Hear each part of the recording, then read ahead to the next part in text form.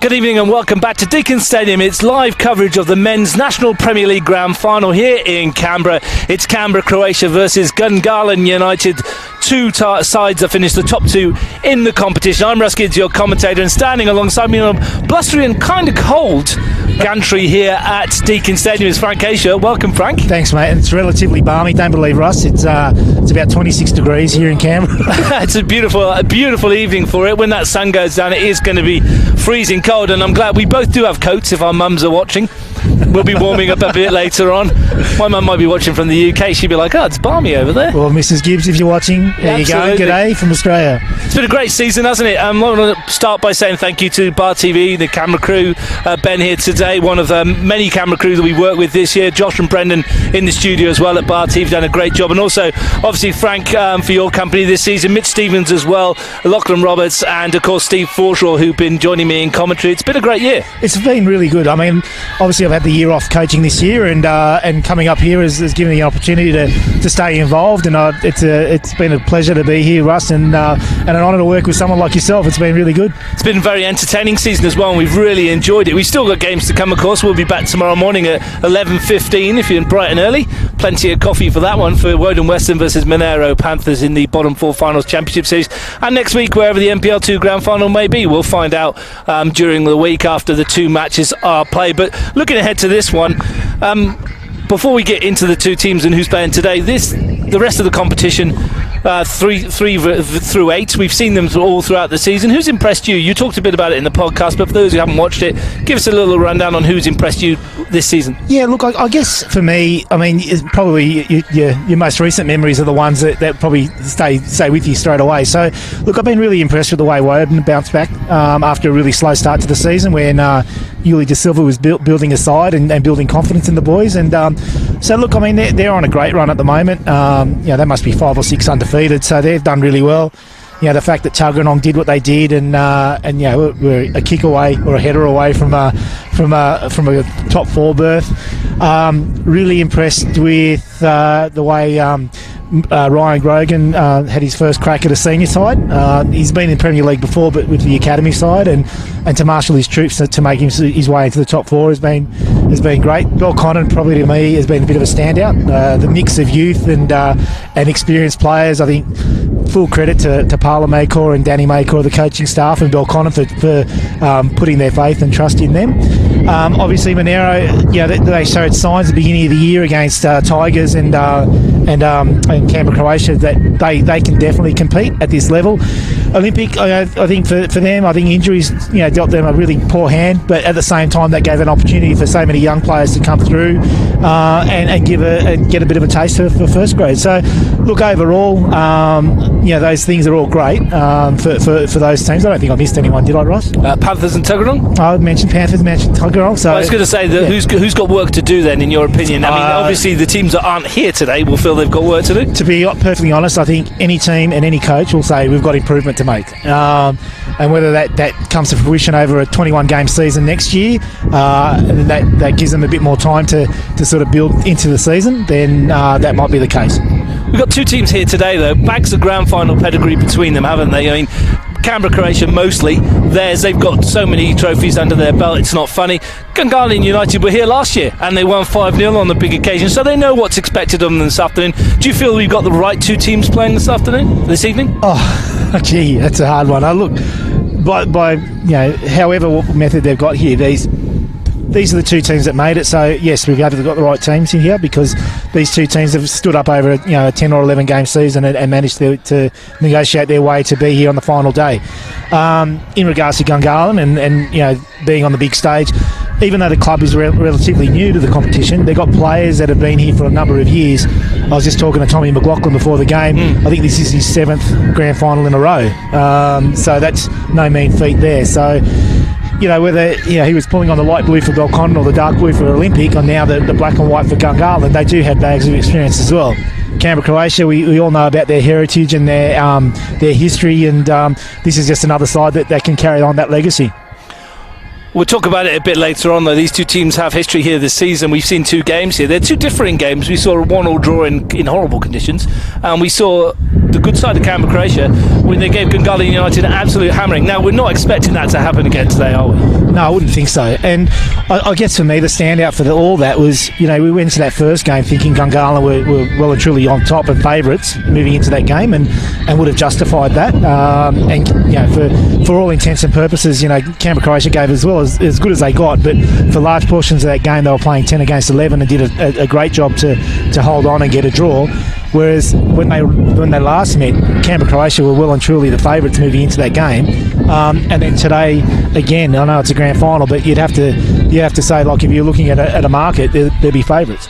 What was the difference last time they played then for you and for Canberra, Croatia to win so comfortably? Confidence, I think. Confidence and stability. I think that's a hallmark of Canberra, Croatia, and I think the stability that Dean Greenwich has shown on these players and the consistent 11 or 12 players that pretty much front up every week has been able to give these players confidence that they're not playing for a starting spot the week after, even if they might be. And of course, it's no walk-up start. The fact that Marcel has shuffled his pack so many times has probably made it just a little bit difficult for some of these players to get some continuity going in their game, and different players in different positions make it a bit more difficult. We're hoping to chat to a couple of the coaches prior to kick-off. Whether that will happen or not, we'll wait and see. But before we do, Frank, we want to have a chat a little bit about the teams, and we'll go through them in full as we do before kick-off. But the main change for people looking at home, Canberra, Croatia have put Nick Bobolas in the centre of defence to partner Matt Gerbischer instead of Marko Vrkic or Daniel Subasic. So that's a big call to give Nick Bobolas his first start of the season in the grand final. Yeah, it is. Obviously, Dean's banking on Nick's experience. Nick's played in a number of big games in grand finals and FFA Cups and what have you. So I'm sure Nick won't let him down. I guess I guess for Lolo there and Suba, they'll probably be feeling a little bit aggrieved, but at the same time they're both Canberra, Croatia sort of through and through. So I think if they get the result at the end of the day, they'll probably be okay with it. Ivan Pavlak retiring at the end of this season for Canberra, Croatia. This will be his final game in red. He starts at left back for Michael Pochi in that team. Jordan Lamb comes across to the right hand side. Been a great servant to this club. He's been an outstanding servant to the game. He spent some time in Melbourne as well playing the NPL over there, and he's got bags of ability and bags of experience, and more than that, he's just one of the nice guys off the field. A true gentleman, and someone you could have a conversation with off the game, and regardless of whether you're wearing blue, red, or black, Ivan's one of those guys that you can approach and speak to, and he's just a nice guy. The other change in the Canberra-Croatia lineup comes up front. Jason Ugrinic comes into the team for Dom Gianpaolo. Ugrinic will play his 150th NPL game this afternoon. That is some achievement. It is. Over the course of probably a decade, I reckon Jason's been around and probably burst onto the scene as a youngster at Olympic, I'd imagine, under Dean Ugrinic in that 8-5 grand final that season. So Jason's been around for a long time, and he bagged 2 goals against Gungahlin last time they played. So we talk about confidence, and he probably brings a little bit more mobility to the side than Dom Gianpaolo, but I think Dom Gianpaolo is going to have his role to play in this game at one stage or another. They're either going to be needing his experience to close out the game, or needing his guile in front of goal to maybe pull one back. Changes in the Gungahlin United team as well. Sam Habtemarian comes in, Liam Walsh comes in as well. Does that surprise you? Yeah, I mean, Liam Walsh is probably the surprise, and that to us probably was a bit of a late change. So, look, I think again Marcel's picked someone with experience, and look, for Sammy Habtemarian, him and Zach Barbatano, the energy that they've brought in off the bench has been something that I think has been a real hallmark of Gungahlin over the last few weeks, and something that I think Sammy will cherish now. Tom Milicevic is selected in the back three, as we think it's going to be on paper, in the place of Buddy Abbas, who had a run-in with Daniel Barac here a couple of weeks ago. So that's a bit of a surprise as well. And Marcel Munoz keeping everyone guessing. Yeah, and I guess Tommy's an ex-Canberra Croatia boy. He's spent a number of years here. I think Dean will probably target that a little bit, with Barac and Ugrinic running at him. Look, I guess the other thing that we really should probably emphasise is the amount of goals Canberra Croatia actually generate from midfield. So even though you might have a starting left back or starting right back, it's more their midfield that need to really keep an eye on the likes of Cole Bataldo and Nico Oida, who's been my selection as Player of the Year. So, something that they need to be very, very wary of. Matt Nicoletti's going to join us to have a chat with some coaching staff members from both Canberra Croatia and Gungahlin United as we take a quick look at the teams warming up. Frank, before Matt does come in, what are you looking forward to most about this game? First of all, I'm looking forward to putting on my jacket, Russ, because it's freezing up here. Looking forward to... I guess one of the things that's really stood out so far this year is just the undercurrent of just the players. So I expect a very close game, Russ, and something that might be a little bit fiery, but at the same time, really looking forward to it. Thanks, Frank. Thank you very much.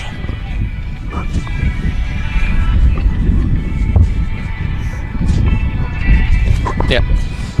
Hello, everybody. I'm here with Canberra Croatia assistant coach Brad Waters. Brad, how are you today, first and foremost? Yeah, doing well. It's quite a cold occasion. We thought they could have turned the heat on today, but look, it's a good occasion and the pitch looks good to play. It certainly is. Now, how is the training looking like midweek leading up to this week? Yeah, look, it's quite a relaxed environment midweek, making some slight adjustments moving towards this game tonight, and just using the time that we have to prepare appropriately. And the last time you guys faced Gungahlin United was 5-0. Are you guys going to be a little more aware that Gungahlin will be coming, or will it just be more of a clean slate now, or does that result not really matter? Yeah, look, we're under no illusion about the quality of the Gungahlin side. They'll be prepared for tonight, and they would have prepared accordingly. So we understand that they'll try and press us aggressively. So we won't adjust too much, but we are expecting quite a difficult occasion. Thank you very much, Brad. Best of luck. No worries, mate. Thank you. Now we've got assistant coach of Gungahlin United and also under 23's coach Christopher Kajano with me. Chris, how's it going today, mate? Pretty cold? Yeah, freezing. All right, now first and foremost, how's the training looking up to this match midweek? Yeah, sharp. I guess this is where the players want to be. Everyone wants to play in a final. You want to coach in a final, so everyone's excited. And Brad, I'll ask you as well. Last time you guys played Canberra Croatia was 5-0. Are you guys aware of that and feel like you have something to prove, or is it a clean slate because it's a final? No, I think it's a final. It's a clean slate. Potentially different players playing, ability to learn from mistakes and go on the pitch and fix it, and what better way than a final? Now, there's a lot of quality on the pitch today. Obviously, reigning champions, and before last week, you guys didn't get too many wins. Before that, you've finally started to pick up momentum again with last week's win. Have you guys been practicing for that all week? Nothing really changes for us, to be honest. It's the same. It's just a lift in intensity because you're playing in a final. It's like I said, it's where everyone wants to be. So we're all excited to be here tonight. Thank you very much. Thank you very much, Chris. Best of luck today. Thank you. Cheers. Thank you very much. That was everybody here at Deakin Stadium. Thank you, Ross.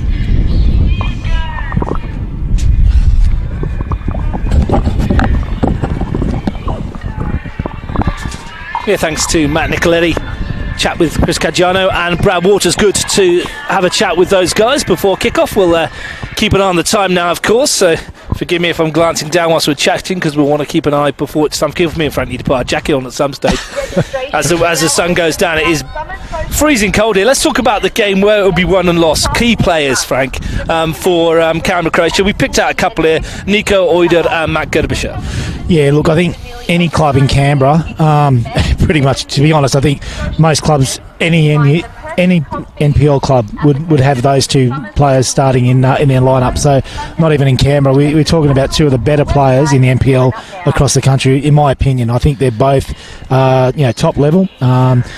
Hopefully Nico Oida can start getting that recognition. I think Matty's probably at the other end of his career, but I think Nico Oida has been a real standout this year, and just such a graceful mover who can win the battle and really unlock defences as well.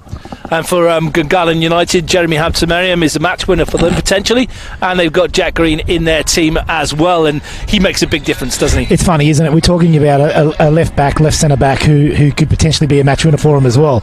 I've been really impressed with Jeremy this year. I think he's really matured, and he's taking a deeper role. He's starting to get the ball off the back four. He's picking out his number 9 time and time again. probably taking some of the flash out of his game, and looking at a player that now is really starting to make that midfield tick. Key jewels. I want to have a look at some key jewels, and first of all, we identified it in the week. Both goalkeepers, as you would for any grand final, Frank. Both goalkeepers, big games for them needed. Josh Laguda in nets for Gungahlin United, and Sam Brown at the other ends. Yeah, look, we spoke during the week, and you know, I mean, the two goalkeepers, the goalkeeping duel in particular, it really stands out for me. Both have been outstanding for their club. Laguda's probably had more to do than Sammy Brown, but whatever he's done really, really well. So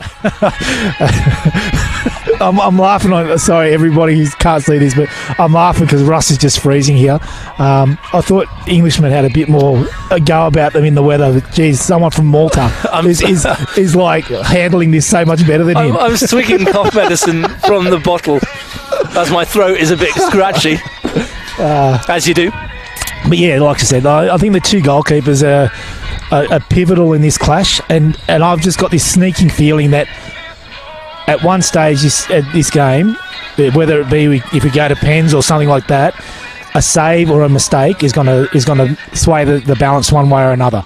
The midfield battle, Nico Oida, Ryan Keir, Emilio Kishta, Daniel Cole-Pataldo-ish, if he's going to play there, against Gillespie, McLaughlin, Walsh and Habtamayim, which we think, who comes out on top in that?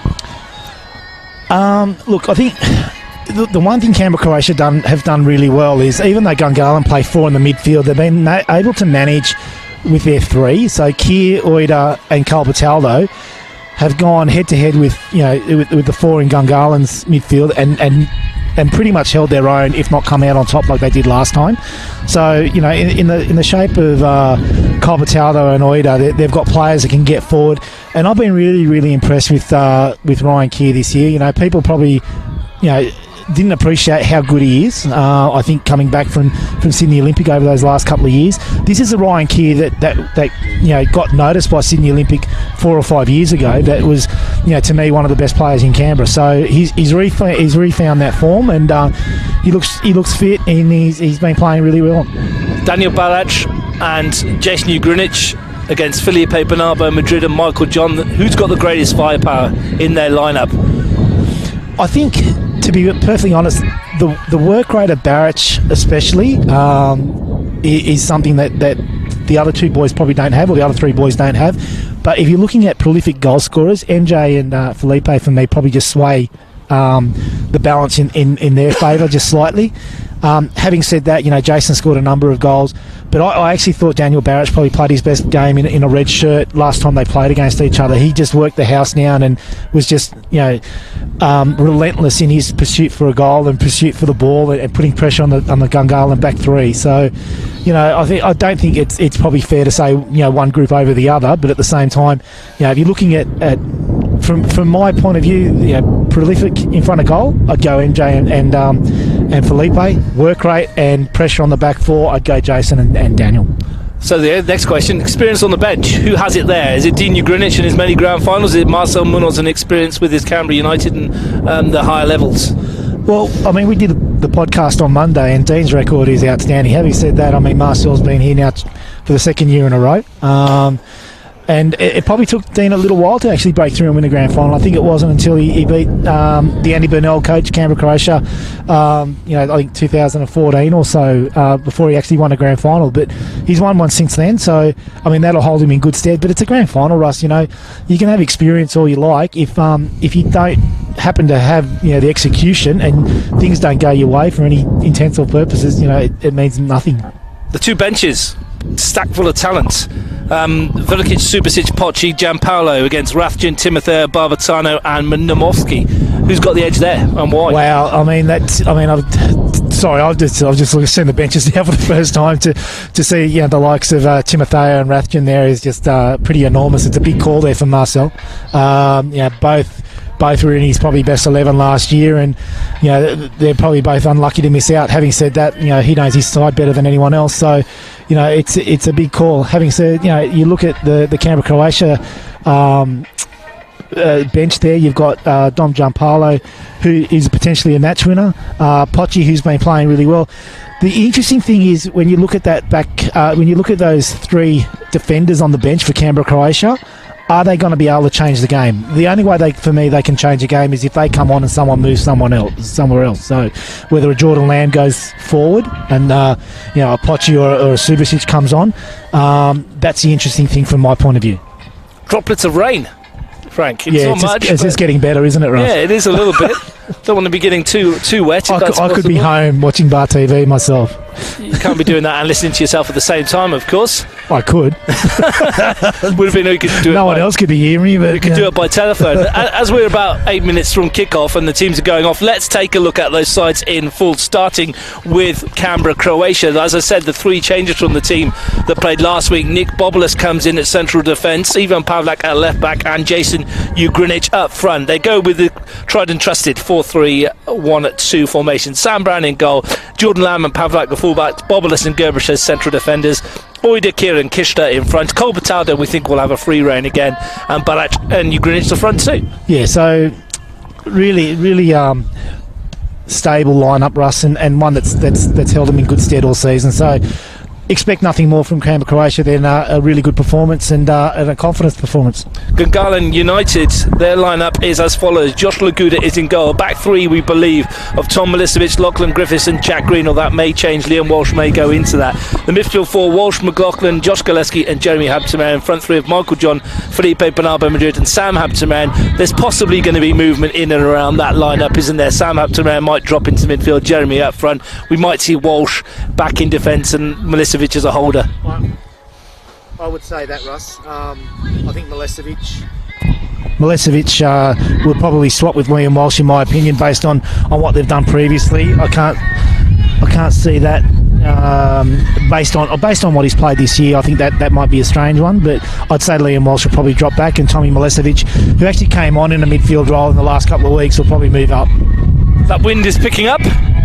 It's howling around. It's not very pleasant at the moment as Canberra, Croatia go through their final warm-up. We see a fair few people in today as well. It's nice that Capital Football's been able to expand the tickets for everybody to be watching this one, Frank. And it's we've got a fair few supporters for Gungahlin United in their stand as well. If you're sat at home, though, it's as that wind picks up again, you're probably in the right place. If you're sat at home, I'm very, very jealous, just quietly. Yeah, it's going to be a good one, though. We're expecting a decent grand final. We're expecting a grand final with plenty of goals. The trophy's just taken a tumble as well, Russ. It has as well. It's come off. That shows how windy it is out here. Gungahlin United looking for back-to-back grand final wins. There hasn't been back-to-back grand final winners since Canberra Olympic in 2015 and 2016. Beat Canberra FC twice. That's a good side, that. Reasonable coach, I heard. Yeah, apparently. I don't know what he's doing now. He's hanging. From what I understand, everybody else knows what he's doing now. But I think he's hanging on to the gantry by the skin of his teeth. Oh wow! The ground's actually held up really well, Russ. The rain that we had on Friday, I was probably a bit worried about what that might do to the conditions today.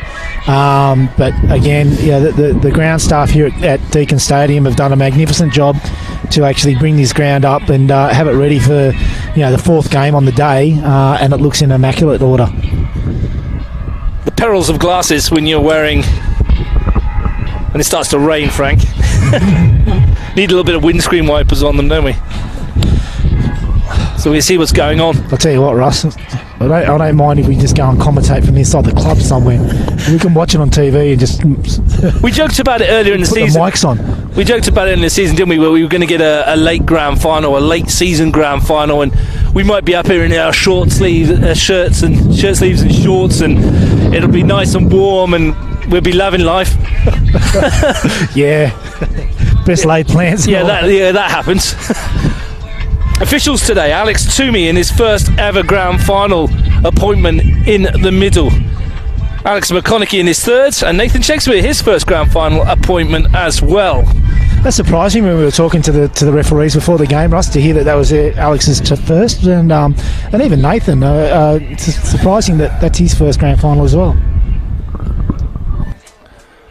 Two teams ready to go. Frank, on the podcast on Monday, you predicted penalties and you predicted a Canberra-Croatia win, I believe. Anything happened during the week or the team lineups that you've seen that has got you changing your minds? No, I've got to stick with Pens and Canberra-Croatia, but to be perfectly honest, I think, look, if you were going to pick a winner in 90 minutes, based on what I've seen so far this year, it would be Canberra-Croatia. I've just got a feeling this will go the distance. Well, let's hope it's a really good one. To be honest now, Russ, the way the weather is, I hope that they call it off after 15 minutes. Gungahlin United have only ever in their short existence qualified for the finals series twice, and on both occasions they have beaten Canberra-Croatia 3-0 in 2017 and 5-2 in an elimination final here last year. So gives them a bit of hope that on the day they can turn things around. They won't be too worried, I don't think, about the 5-0 the other week. What will be interesting, Frank, and you mentioned it in the commentary at the time, that undertone, that little thing that we say off the ball, there are certain things going on. Do we see these players trying to set their tone and their stamp on this match in the opening 10 minutes or so? I think so. I think your enforcers in the game. For Gungahlin, it's probably Lockie Griffiths and Jack Green and maybe Milesevic will really try to get amongst the Canberra-Croatia players. Whereas your Ryan Kears, your Matty Gubrises and even your Emilio Kistas and Barachas will really try to get amongst the younger Gungahlin players.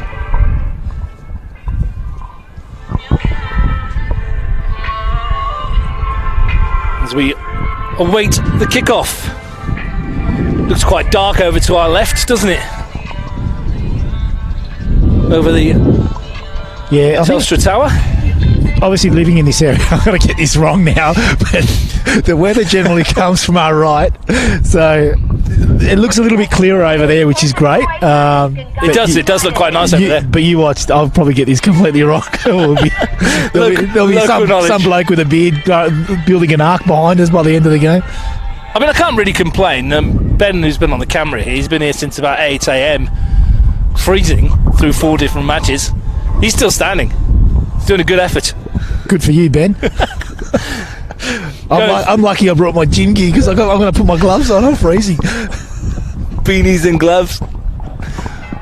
14 jackets. It all seems so good earlier in the week when we said let's get the suits on and get ready. Yeah, thanks for that. Thermal pockets for us. And Russ, just before we go on, I really want to give a bit of a shout out to Canberra Public, who really embraced our commentary this year. I was a bit nervous about doing this year and thinking about what sort of reaction we might get, but the messages that we received, unsolicited, just been really grateful to receive those, and I'm chuffed to have this opportunity to do this with you. So it's really nice. It's great to have you up here as well, and it's been a good season. We've enjoyed it.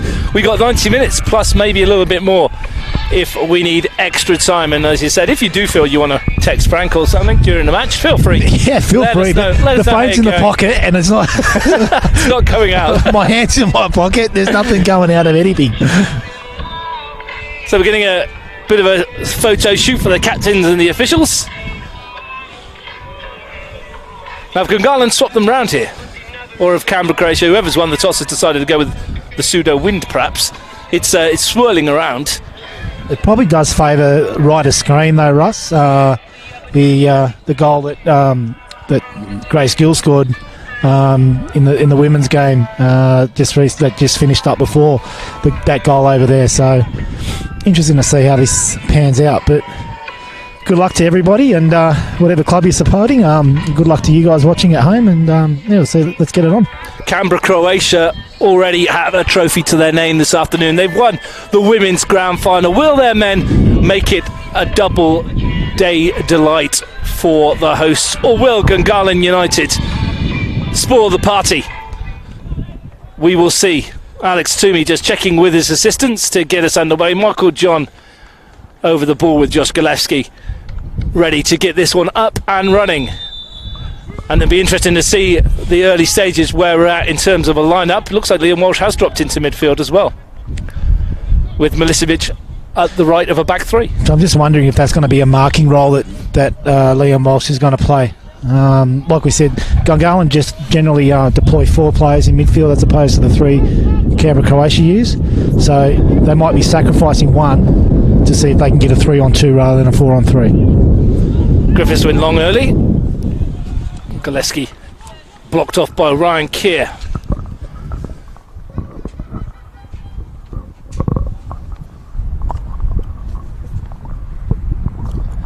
Gagalin's win over the Tigers last week was their first in 5 matches. We've spoken about that a lot with Frank earlier this season. Richard just nods that back to Sam Brown. Not the form that we expected of the Gunners. We expected them perhaps to be here, but not in the manner in which they got here.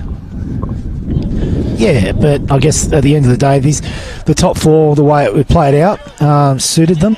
And I think that's what we've just seen now, Russ. We've got Liam Walsh pretty much tracking Daniel Colbertaldo. I think that could be the matchup that Marcel's looking to get happening early on. Griffiths. McLaughlin, drop deep to collect.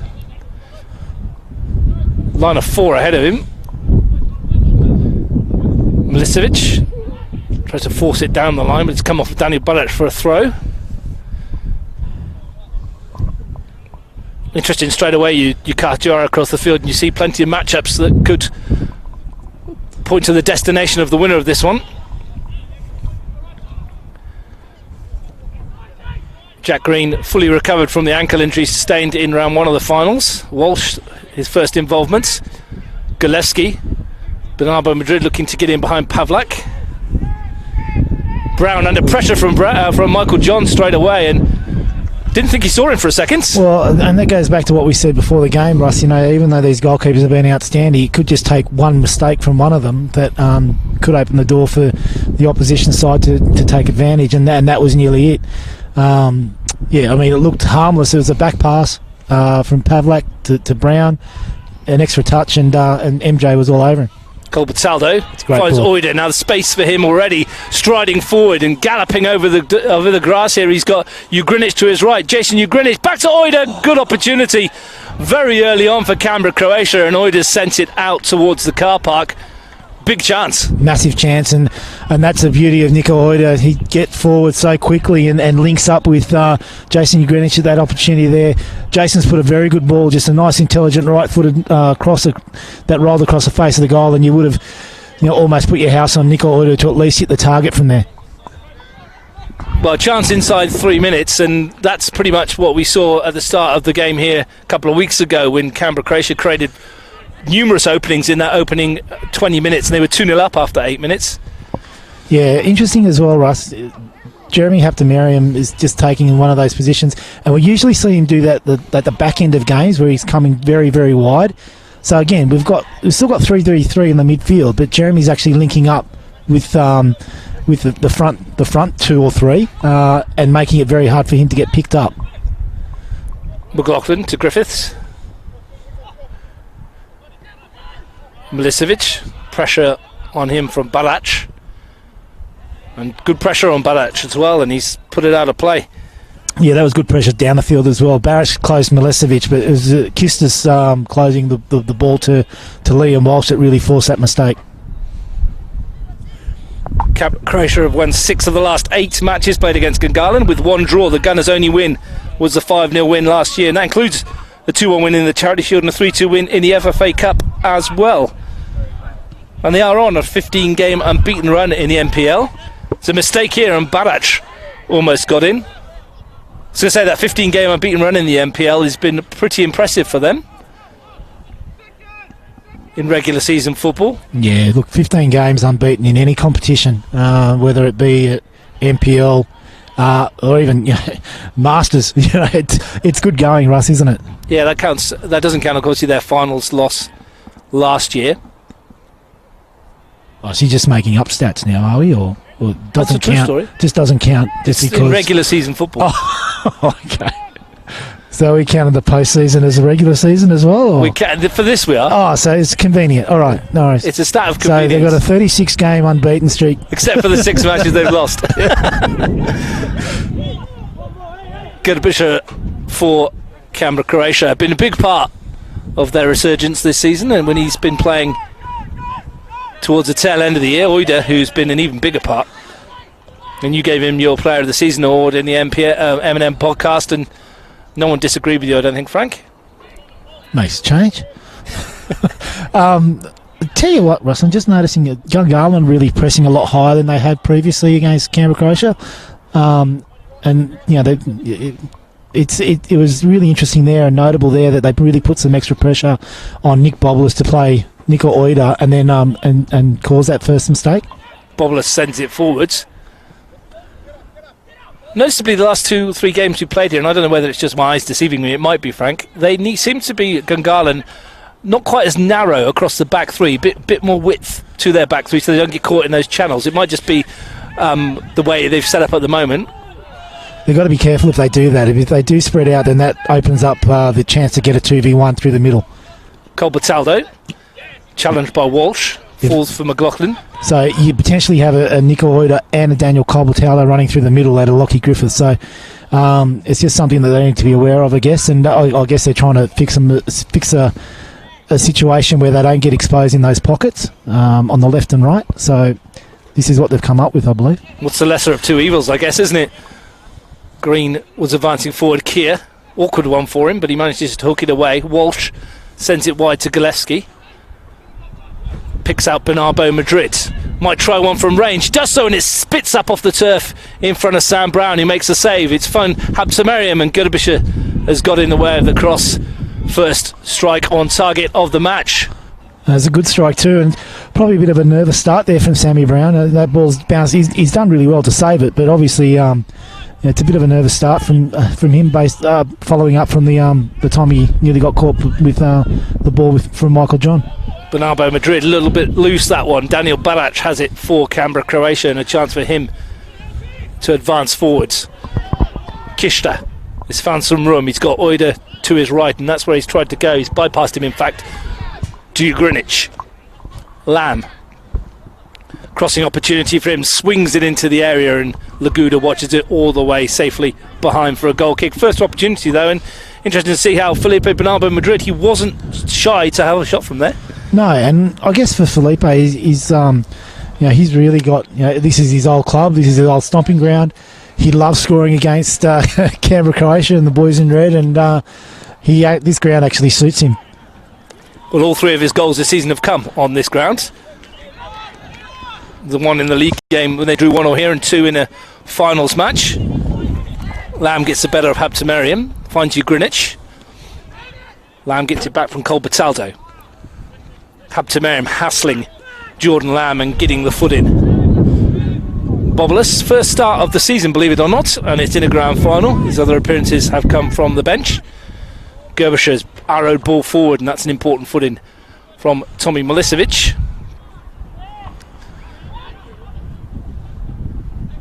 Nice start to the open start feel to it, isn't it? It's got a grand final feel, but it's not cagey at all. No, not cagey, and it's good to see. It's good to see both teams asking questions of each other's defence. Real shame that we can't get the crowd in here that we wanted. Obviously circumstances have played against that, because this is a sort of matchup that you should have 1,500, 2,000 people here watching, and it's a real spectacle here for Canberra football. Understand we're live on the big screen in the Deakin Club, though.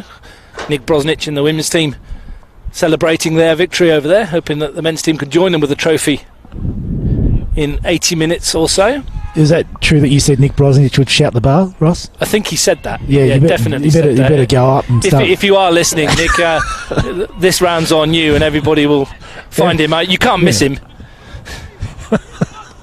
Here's Lamb bringing it forwards.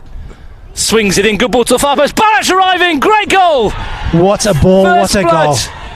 Canberra, Croatia, Daniel Barac on the big stage with a super finish.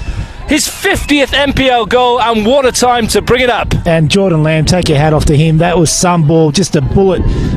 Picked out Daniel Barrett coming in behind the final defender there. And what a header there from Daniel Barrett. Kept it low. Had a bit of a word to us about not naming him in the team of the year before, Russ, but you said you'd change if you scored a hat-trick. We could be on here. I did indeed. Daniel Barrett, super header. You could see it coming. The arrow ball in from Jordan Lamb was absolute perfection. And Barrett, as I said, 50 NPL goals now in 112 appearances. And it's the big occasion and the big players that step up. And it's the start that Canberra, Croatia would have dreamt of last night. Not quite as sharp as their 2-0 in 10 minutes here last time. But again, problems for Gungahlin United. And this one's of their own making. Barac just bundles Milicevic off the ball and off he goes. Swings it into the penalty area. Laguda racing out to get there. Last 2 weeks or so, Daniel Barac has been on fire. Yeah, he's worked the house down. You can just see his strength, obviously, just bundling over Milicevic there. We know, obviously, people in Canberra know what he does as a living, as a personal trainer, and very strong young man. Saw one for Sam Habtemariam. Nick Bobolas, the culprit. Sam Habtemariam in a spot of bother. Yeah, Big Bobber didn't miss there.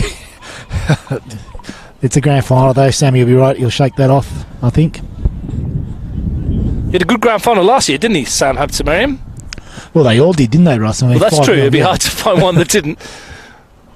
Jeremy Habtemariam enjoyed it. He scored twice. He's having a word with Alex Toomey there about why there perhaps wasn't a sanction for Nick Bobolas.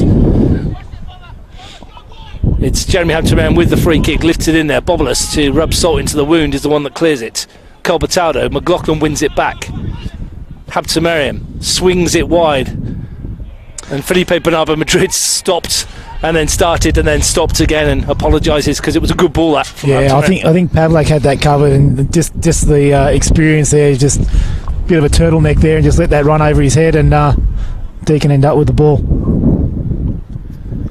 Kishta nods it forward. Colbertado looks to find the Greek midfielder. McLaughlin has it back. Nice swift feet from McLaughlin.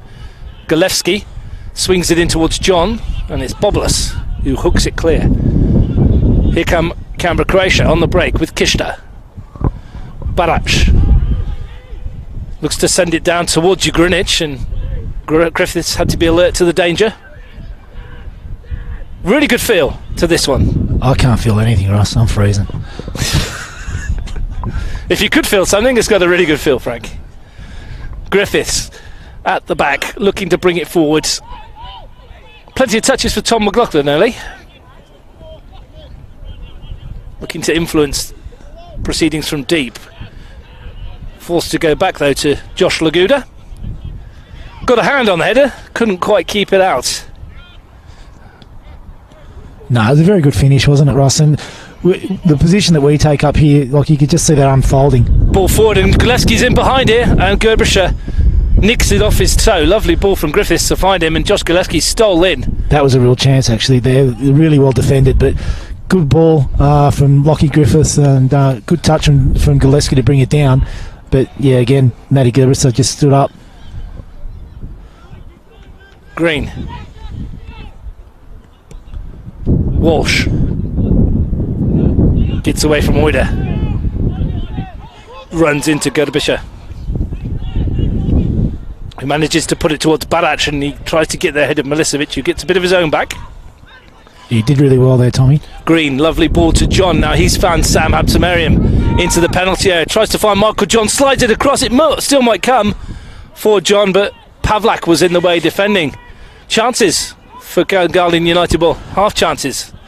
You're talking undercurrent, Russ. I'm just going to keep an eye on Gerbischer and MJ, Michael John. There's just a bit going on after the challenges. Just interesting to see how that unfolds. Plenty of chat out there, isn't there? And not just from the usual sources. Our teeth. If it wasn't for social distancing, Russ, I'd be giving you a cuddle right now, I reckon.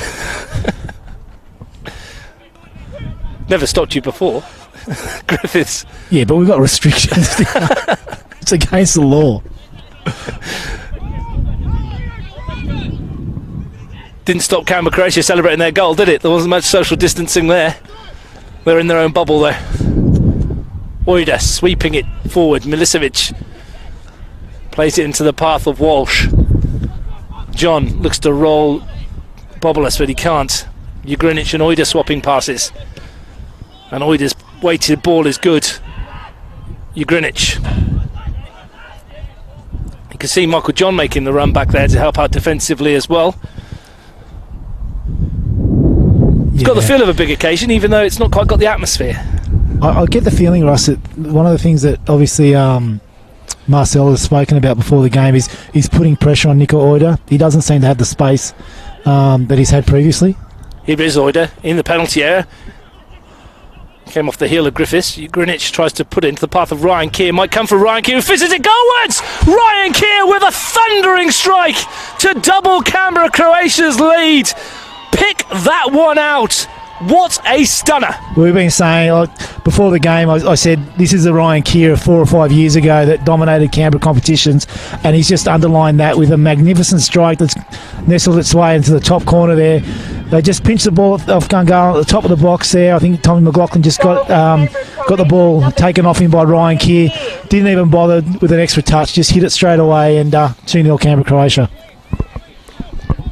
It's almost a mirror image of the game here a few weeks ago. They're 2-0 up inside 16 minutes, Canberra Croatia. They are cruising at the moment. 2 absolutely brilliantly constructed goals and taken both times with aplomb. You go a long way to see a much better hit than that. Yeah, not much that Laguda could have done about that. And even though, and this is the thing with the Canberra Croatian side is, even if they put pressure on the likes of Cole Bataldo and Nico Oida, they've got other match winners in this side as well. Now it's time for Gungahlin to actually step up and deliver on the promise that they've shown all season, I guess. 59 trophies in their trophy cabinet, Canberra Croatia. 24 league, 16 grand finals, 18 Fed Cups, 2 charity shields. They're looking for around 60. They're 2-0 up at the moment. Really important now for Gungahlin that they respond, and even if they don't need to go and score straight away, they don't need to throw 100 men forward trying to score now. They need to not concede now. They need to keep them at 2 at half time. If they manage to get one back, they're back in the game, but they can't afford to concede again. For Canberra Croatia, they are preeminent in the terms of trophy wins in Canberra, but they haven't won a grand final. One grand final win in 8 years. That was 2018 was a 2-1 win over Olympic. Prior to that, you have to go back to 2011 when they beat Canberra Olympic here in a quite ridiculous 8-5 grand final. I think we all remember that one. I remember sitting in the stands that day, Russ, and just not far from here, and it was like a game of tennis. It was incredible, wasn't it? It was like we were going for a tiebreaker at one stage. There was a send-off. There was a couple of us missed penalty as well, wasn't there? I think maybe Robbie Deedy might have missed one on that day. I can't remember off the top of my head. There was so much going on. I think we even had a streaker, if I remember. Yeah, we did. One of the epic grand finals. I don't think we'll get a streaker tonight, Russ. Well, if they're a brave man or woman, aren't they? Or stupid. Well, yeah. Well, that's another way of putting it. What a start, though, for Canberra Croatia. They would have hoped for this. Big question marks now of Gungahlin United, but if anyone is capable, they are. They just need one, Russ. They just need one. They need to stay composed. They need to maintain possession as much as they possibly can now and just get themselves back into the game. Milicevic, Bernardo Madrid. That's better. Milicevic, chance for him to put it across the 6-yard box. Bobolas sliding in to get rid of it. Couldn't have asked for 2 better goals, really, could we? To start off the evening. Hopefully there's plenty more to come. Gillespie clipping it in, and Hapsaman was challenging, and Brown came to collect, and Oida just glides across the surface, doesn't he? He's a pleasure to watch. He's a really good mover, isn't he, Russ? And Matty Gerbischer, not had much to say so far. I'm sure that'll change. Yeah, chances are they probably will. Yeah, you get short odds on that one, I reckon. I think so, yeah. Walsh. No one's done anything wrong yet. in the red shirt. You'd hard to find someone that's done something wrong in black and white, to be fair, and yet they find themselves 2-0 down. To be perfectly honest, you're right. I mean, the 2 goals, there's not much anyone could have really done about them.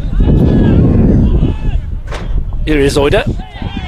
Got away from Hampton Merriam, and off he goes again. That stride taking him down the centre of the field, and lovely ball too to find Balach slightly wide. He'll put the effort in. I don't think he'll keep it in though, will he? Not quite. So just the way he gets, sorry Frank, I was going to say, just the way Oida just glides across the turf, he just takes people out with that change of direction. But even then, like, he was getting chased by 4 Gungahlin players who he just left in his wake. He's just such a good mover. People are probably sick of hearing us say that, but he's one of the... It's a big occasion as well, and I think if there's people tuning in from further afield, if you like, and even if there's people from A-League clubs maybe watching to see if there's any more talent around there, and he is one of the best in Canberra. We know he's been training with MacArthur Rams, hasn't he? So yeah, is it MacArthur FC? Sorry, is that what they call it? Yeah. From what I understand, is he seems to have done pretty well. All the attributes, stamping his authority on this one. The only question mark against him is the fact he's wearing gloves while he's playing. Give him a rap. He's gone and kicked it straight to Gungahlin. Yeah, that generally happens, doesn't it? Griffiths. Gungahlin needs to find a way back into it. Halfway through the grand final here in the first half. 2 goals. Daniel Balach header, Ryan Keir thunderbolt have Canberra, Croatia 2-0 up. Just a reminder for those of you having brunch tomorrow morning about 11:15, you can listen to me and Frank on Woden Western versus Monero Panthers here at Deakin Stadium. Sunday morning football. This rigor mortis sets in, Russ. Might have thawed out by then. I think my feet will still be frozen to the scaffold. Hampton Merriam. This is Jeremy Hampton Merriam looking to twist away from Oida, who does his defensive duties, but Jeremy Hampton Merriam still coming back for more, and he has it here. Dancing past a couple of players. He's still going, and he's won his team a corner. Good work there from Jeremy Hampton Merriam. Russell, I was also going to say, just a couple of times now we've seen Hampton Merriam pick up the ball out here on the Gungahlin left side of the attack, and just look at that switch straight away to Felipe Bernardo Madrid. There was one that Pavlak let run over his head, and the one that Pavlak's already cut out. I think that might be something that Marcel's targeted in the Deakin defence. Short corner. Galevsky takes the deflection. Might cause problems at Bernardo Madrid. Michael John brings it down. Under pressure from Gudabisha, needs to time this correctly, the captain. He's got himself a free kick there, Michael John. Just a foul on the back of Jason Ugrinich. Mate, that was, yeah, it was Kistis there that was holding MJ up, and MJ is really, really dangerous with his back to goal. We've seen it so many times over the last few years, and especially over the last few games. But when he's got his back to goal, and especially when he's in the box, the defence need to be really on their guard. Not happy with the ball, Frank. Does that explain why it's 2-0? It was Canberra, Croatia that changed it, so maybe. You just tuned in, you missed Daniel Balach with a bullet header from a wonderful cross from Jordan Lamb, and Ryan Keir with a grand final goal for the ages. Cracking one in the top corner from the edge of the penalty area there. The strikes that give Canberra, Croatia a 2-0 advantage. And if you missed out earlier in the piece, you missed Russ Gibbs swigging cough medicine just to keep himself warm. Should have bought the hip flask, Frank. Oh, I've never seen someone drink cough medicine straight out of the bottle. Well, it's not as if I could utilise a spoon or anything. You've got kids. Surely you've got like a little measuring cup somewhere at home that you could have brought with you. Just a bit of decorum. You know, if you've got There's no kids, etiquette here anymore. You can't find them. Bar TV's gone to the dogs. Russ is just drinking cough medicine. It's doing the trick, though. Our cameraman Ben's laughing at us. He doesn't get commentary like this at the footy. He's loving life. 20 minutes to go in the first half. His Cole Bataldo doesn't quite have the influence on the game that we might have expected so far, but hasn't needed to. Leaves one in on Tom Gungahlin there. Brings something different to every side he plays for, doesn't he, Danny Cole Bataldo? I know you had him at Olympic. Were you there with him at Panthers as well? I was. So, yeah, I probably coached Daniel from when he was sort of 17, I guess, and he went to Tuggeranong after he went to Italy for a little while, and then went to Tuggeranong and came back, joined Olympic, and really became one of the best midfielders in the competition, if not one of the best players in the competition. And even now, if you're talking your sort of top 5 players in the comp, he'd be in my mix, I think. Bobolus under pressure from Michael John, forced to go back to Sam Brown. Good to Bishop. Bobolus finds Cole Bataldo. Lamb. Barach has called for it down the middle over the head of Griffiths, who stands strong and manages to bring it down. And not only that, finds Habtemariam. Jeremy Habtemariam. Green. Griffiths. And you can see, Russ, that we were talking about when you said Gungahlin defence had been spread.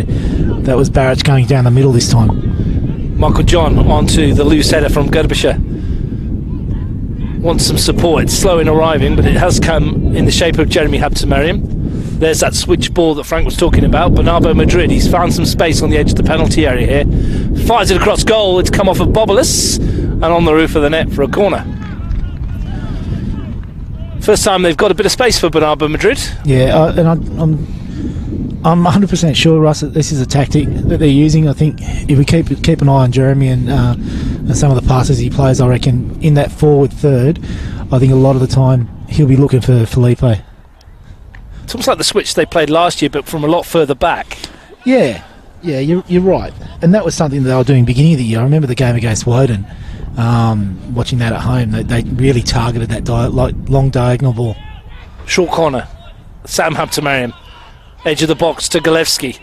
Trying to tee one up for himself, and he can strike them goalwards. Came off the side of the foot, though. He's asking for handball against Daniel Barach. Yeah, Josh, his first touch probably just let him down a bit. He really tried to get that onto his right foot so he could really pull the trigger. But closed down really well there from Daniel Barach. He's doing the work at both ends of the field. Interesting to see that both Gungahlin corners, Russ, has been played short, and not the usual get the ball into Jack Green at the far post, which is interesting. 10 minutes to the break as Barach challenges for this. It's time for random stats of the week, Frank. Michael John has scored 19 goals in 16 different games for Gungahlin and only ever been on the losing side once, and that was against Tuggeranong in round 12 last year. As a goal scorer. So he scored in 16 different games and he scored 19 goals, and they've won every one of those bar one. So if Michael John scores, Gungahlin usually win. And that's your random stat of the week. I thought it was going to be something about how many icicles on the end of my nose or something, mate. Can't count that, there's too many. Oh. And there it is again. Yeah, there was the switch you were talking about. Good win by Gillespie. Griffiths. Green, furthest we've seen him forward today, and he puts it in behind for Sam Habtemariam, and it's come off Habtemariam, and Sam Brown was sharp off his line, like Usain Bolt off the starting blocks. Okay. I'll pick out Nick Bobolus at the moment. I mean, we spoke about this being his first start of the season, but geez, he's put in a pretty big effort already. He's a big game player, Nick. He's played a lot of grand finals and played in a lot of big games, and he hasn't let anyone down. Yeah, we talked about it being a big call, and Subasic and Vudakic were the other options, but it seems to have paid off so far for Dinu Grinic, and that's not good from Lachlan Griffiths. He's giving it away to Daniel Colbertado, and look at the red shirts joining up in attack here. Kishta's one of them. He's arriving, and Laguda, with a brave save at his feet, stops the Greek midfielder from making it 3. And that could have been game, set and match this there, Russ. Tell you what, there's a big effort there from Tommy McLaughlin to get back once Lockie Griffiths lost the ball. Daniel Colbertado was away for Tommy McLaughlin to get back and at least close an angle and ask a question of Colbertado. And again, Laguda really quick off his line. If you're talking Usain Bolt, there it was. He was lightning off his line there. Spread himself nicely, didn't he? Barach into the area, causing all sorts of problems down there, Daniel Barach. Bernardo Madrid and Gillespie between them. Get rid of it. It's up for Pavlak. Kishta, Gerbischer, Kia. They do that really nicely in those tight areas. And then Bobolus with a good ball forward to Barach. Lays it off to Kishta. Here they come again. The red machine is rolling. Colbertaldo. Oida. And Jeremy Habtemarian stops that one. They look threatening every time they go forward. I was going to say the same thing, Russ, and it's a huge 15 minutes now in the context of this game. If Canberra Croatia manage to get another one, I think that's it. It's over as a contest. Gungahlin need to hold out, and I know I've said this and it sounds like Captain Obvious, don't concede. They can't afford to concede, and if they can manage to get themselves back into this game, the only way they can do it is to stop Canberra Croatia getting on the scoreboard again. Brilliant sliding tackle from Gerdebischer, and off goes Oida away from Walsh, who looks to flick it into the path of Greenwich. Griffiths came back, and I think Liam Walsh getting a little touch on Oida there made a big difference. Certainly did, yep. Just meant that final ball wasn't quite where he wanted it. We talked about the midfield battle beforehand, Frank, and I think probably, you might disagree, but it's fair to say, I think that Canberra Croatia are well on top there. Yeah, I guess, Russ, it's interesting now. I mean, I would suggest that the inclusion of Liam Walsh was probably one to tighten up that midfield and be a little bit more defensive. But they're finding themselves 2-0 down after 30 minutes, 30 odd minutes. So whether or not that's a rethink for Marcel at halftime, or even now, around what he can or can't do. Sam Habtemarian picks up a loose one from Ryan Keir. Good challenge that from Oida. Falls out here, and the strike comes in from Bernardo Madrid. Not enough pace to test Sam Brown, but a little better from Gungahlin United. He does have the passing range of Anthony Timotheo as well. We saw that to good effect when he came on last week to set up indirectly, I guess, once Habtemarian got in the second goal. Wonderful ball. Good range of passing ability. Yeah, he does, and I was surprised not to see him in the starting 11, but whether or not he's still carrying the effects of not being 100%. Oida slides it in, Greenwich almost got on the end of it. Jack Green comes away for the Gunners. Sam Habtemarian. Jeremy Habtemarian. He was looking for that ball again for Bernardo Madrid, I think. Griffiths finds Milicevic. Took Nico Oida a little bit of time there to get back into position. He might have spent a few petrol tickets in this first half an hour or so, Ross. Green swings it forward, and that deflection is going to fall nicely for Gillespie. Chance for him to swing it into the area, and there's Gerdebischer recovering, as any good centre-back does. He's like a magnet back there, isn't he, Matty Gerber? So the ball just attracts the ball. Good turn there from Daniel Barrett to get the ball forward. Gillespie. This is the kind of situation he was brought into the team for, wasn't it? To drag the team back. He's got goals in the boots. Can he find one in the final 12 minutes or plus stoppage time at the end of the first half? Green threads the needle to Habtemarian, who tried to do likewise, but bobbleless again. That was a pretty good opportunity there for Jeremy to pick out a pass. He had two players running forward, just couldn't find his target. First concerted spell that Gungahlin have had in terms of possession-wise. Canberra Croatia have dropped a little bit deeper to deal with this. Not quite the press we saw in the first stages. Not required, I guess, at 2-0. Griffiths. Pavlak spotted that, but Bernardo Madrid has got there first, and Ryan Keir sent that out towards the benches, up toward the VIP area. Be a free kick, though, I think. Was that for a late challenge and a chance here for Gillespie to put something in the box if he chooses to instead? They've gone short. Interesting choice. I mentioned it at the corners, Russ, there's been a real reluctance to put a ball in the box. Now, obviously, Canberra Croatia have got some tall timber back there, but it's an opportunity to sort of ask a question to Sam Brown and maybe introduce a Jack Green at the far post. Milicevic slides it through to John, but Bobulus is his shadow. Gillespie swings it across. Sam Habtemarian not tall enough to get on the end of it. Jeremy Habtemarian, and he runs it out of play. But it's been better this spell for Gungahlin United. It hasn't quite had an end product to it. We've seen the shot from Bernardo Madrid. We've seen that cross come in. Asking questions now. 10 minutes to the break. Yeah, but it's like you said, Russ, every time Canberra Croatia go forward, they look very, very threatening, don't they? They just got to be careful they don't get hit on a sucker punch now with when they do have possession, that they don't lose the ball and then hit in transition on the break. One of the best counter-attacking teams in the competition, Canberra Croatia. This situation is ideal for them. Offside the call, I believe, or a high foot. And when Gungahlin come looking, Croatia will be there, looking to punish them on the break. Milicevic looks for Michael John down the middle, but Bobolas wins the header. Pavlak helps it up to Kishta. Kier, punchy ball forward to Kolbataldo, a little spin in midfield. Kishta. Kolbataldo. Balac out wide, and he's got a yard on Milicevic here, and can he swing something in? Ugrinich is the target. Green was back there. And Griffiths brings it away. Jeremy Habtemariam. Green. It's fair to say Balac is having the better of that duel with Milicevic at the moment as well. Yeah, he is. It's interesting to see, even in that little break there where Barrett just put the ball across the face of goal, it's only Jason Ugrinich getting forward into the box there, Russ, and there wasn't too much support from midfield, and you could hear Matty Gilbert getting Well, Green's put it over the top, and that little knock. Getting vocal, especially to his midfield, and getting them to press on, especially sort of targeting Kistis in that situation. Important little touch there from Matt Gerbisher again. Always seems to get the little flicks on. McLaughlin.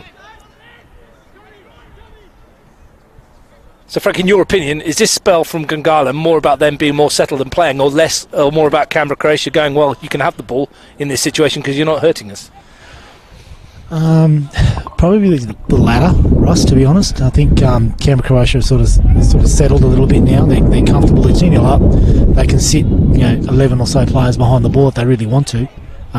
Probably not something that they do for the remainder of the game. They've still got to play. So if you keep on inviting Gungahlin forward, you could get punished, and the chances are you will get punished. Balac is robbed Liam Walsh here, and he's off into the penalty area. Daniel Balac pulls it back in between both Kishta and Greenwich. But better signs there that the Canberra Croatia boys are getting forward. Kistis has got forward. Now it's a matter of them getting back. And this is the swings and roundabouts that we're talking about, Russ, in that if they do commit players forward, then they could potentially get hit on the break themselves. This is a really big last 7.5-8 minutes of the half, Russ. Kier finds Kolbataldo, looks for Balac, who went short, and Kolbataldo went long. Not quite on the same wavelength there, but they have been Canberra Croatia for most of the half. Daniel Balac's header, Ryan Kier's second. Absolute thumping drive. No chance for Josh Laguda for either, and they're the goals that have Canberra Croatia in the ascendancy. Lown's going to pick this one off, and he's got Ugrinich with him. Jordan Lamb advancing forward, taking on Jack Green here, and Jack Green standing strong as Jack Green normally does. Yeah, really well defended there from Jack Green. He really ran, corralled Lamb into a position where he couldn't cross the ball and couldn't beat him one-on-one. So, yeah, I mean, good example for any younger kids watching at home how to defend one-on-one there. Gillespie, who swapped wings. Green, Griffiths. Green. 6.5 minutes to the interval. Have Gungahlin got something in them? McLaughlin. Griffiths. Walsh. Looks for Bernardo Madrid over the top of Pavlak. Excuse me, couldn't keep it in play. Need some more cough medicine, Russ? Another half bottle, probably. Gonna straw. Have you got one? Could have solved my problem if you'd had a straw, Frank. Habtemariam finds Sam Habtemariam. Gungahlin won a free kick, and they're not getting one. And Oida tries to bring it away. Liam Walsh hassled him into a mistake. Golevsky turns over possession straight to Gerbisher, and he goes sliding through him there, Josh Golevsky. Silly challenge, really, and he's going to pick himself up a yellow card for that one. Matty Gerbisher didn't react like we thought he might. Yeah. Josh obviously mistimed that tackle, and I think Gerbisher was, even though he was in the air jumping out of the way, he was in control of himself there, so he knew that contact was coming. So Yeah, I mean, yellow card. I think Gillespie's just a bit frustrated at the moment. Easy decision for Alex Toomey to make, wasn't it? Yeah, and for young Alex, his first NPL final, grand final, he's done a good job so far too. Walsh, that's a bit loose. Kishta finds Barach. Ugrinich, a stumble by Jack Green at a worst possible moment for Gungahlin. Ugrinich, can he make him pay? He's helped out by Liam Walsh, who turned over the ball initially. It's a corner for Canberra, Croatia. Don't think they've had many, have they? Off the top of my head, I think this might be one of the first. I think it probably is the first. It's come with 5 minutes of the half remaining. Jason Ugrinich to take. And every black and white shirt in the box, Russ. Not one person forward. Plenty of height in this Canberra, Croatia team as well. Can you, Jason Ugrinich, pick one of them out? Delivers to the near post. Haptaman cleared it. Colbertado returns with interest. Dipped horribly just in front of Laguda, who had it covered all the way. We've seen those go in the back of the net too from Colbertado, haven't we, Ross? Over the years, and we said last week he usually saves them up for the big occasion, doesn't he? Doesn't mind a goal on the big day. Gillespie forwards. Looks for Bernardo Madrid. McLaughlin. Griffiths. Green, who hasn't quite had the influence he normally has on proceedings either. Griffiths. McLaughlin. Plenty of red shirts back behind the ball. And picking off and looking to break again. Here's Oida. Colbertado out with him. Looks to spread it towards Barach. Laguda should be favourites. Break forward, and they break forward in numbers.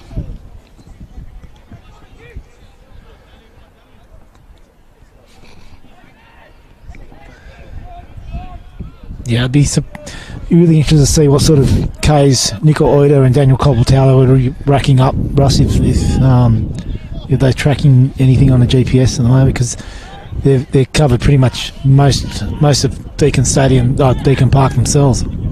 Jeremy Habtemariam, Liam Walsh, can he pick a pass? Looks to go down the middle. Gerbisher watched it all the way. John's on the pieces on the edge of the box. Jeremy Habtemariam, just no way through at the moment for Gungahlin. Packed Canberra Croatia defence. Oida arrogantly away from three players. Colbertado bundled over by Walsh. And probably needed there as well from Liam Walsh, because Colbertado had pretty much given up possession in a really good position there for Gungahlin. Just left the foot in there late.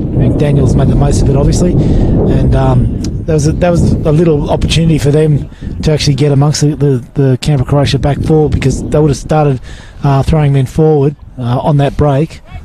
Just lets the pressure off. Sam Brown, who has had one save to make of note.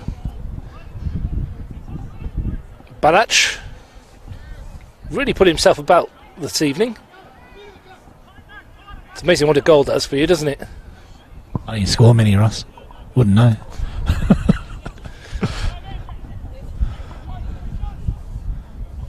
Pavlak with a throw. Tries to squeeze it down the line, but there's no one there.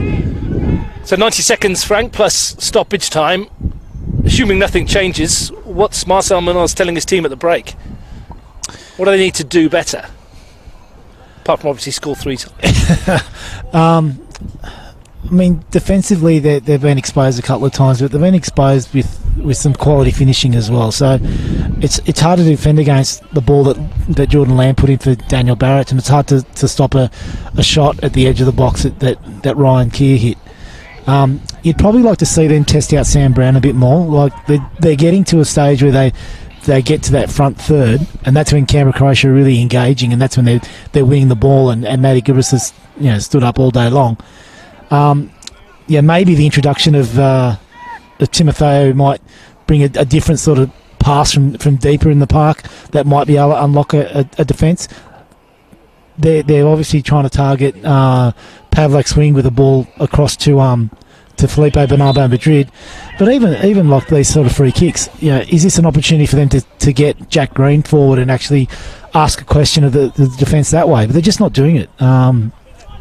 It's quite static at the moment. They're capable of doing it. Just need to see them get forward. Gillespie. It's peeled wide. Can he find the delivery in stoppage time? Lifted in towards Michael John. Knocks it down. Real chance to have to marry him. And he's wasted it. A scuffed effort from 6 yards. That might have been the chance for Gungahlin to get themselves back in it. Meanwhile, Lachlan Griffiths has slipped and Jason Ugrinich tries to get away, but Griffiths has recovered. What an opportunity for Sam Habtemariam. That should be 2-1 right there, Russ.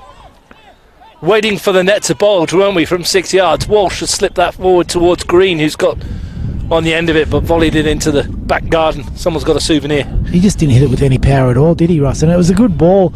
Again, that was one of those balls that we were talking about, maybe from a different angle. And that was, I think, Gillespie put it through. A little touch on from Michael John. It landed to Sammy Habtemariam in so much room at the top of the 6 yard box there for Canberra, Croatia.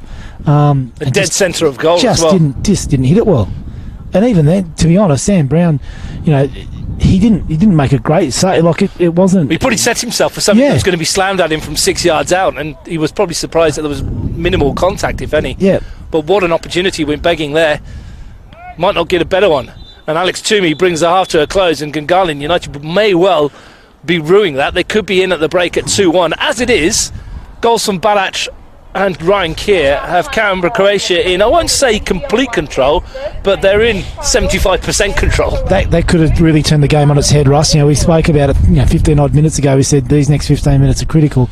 You either come in 2-0, you either come in 2-1, or you go in 3-0 and it's done. But 2-1 could have definitely set the cat amongst the pigeons and really given them a lot of momentum and something to build on for the second half. Can they find a way back into it, Gungahlin United? They need to do something. It's very similar to how it was here a few weeks ago. Canberra, Croatia scored twice. Canberra, Croatia scored twice early. Daniel Balac and Ryan Keir with the goals, and it's those at the break which have the home team and the league champions in the ascendancy. It's Canberra, Croatia 2, Gungahlin United 0.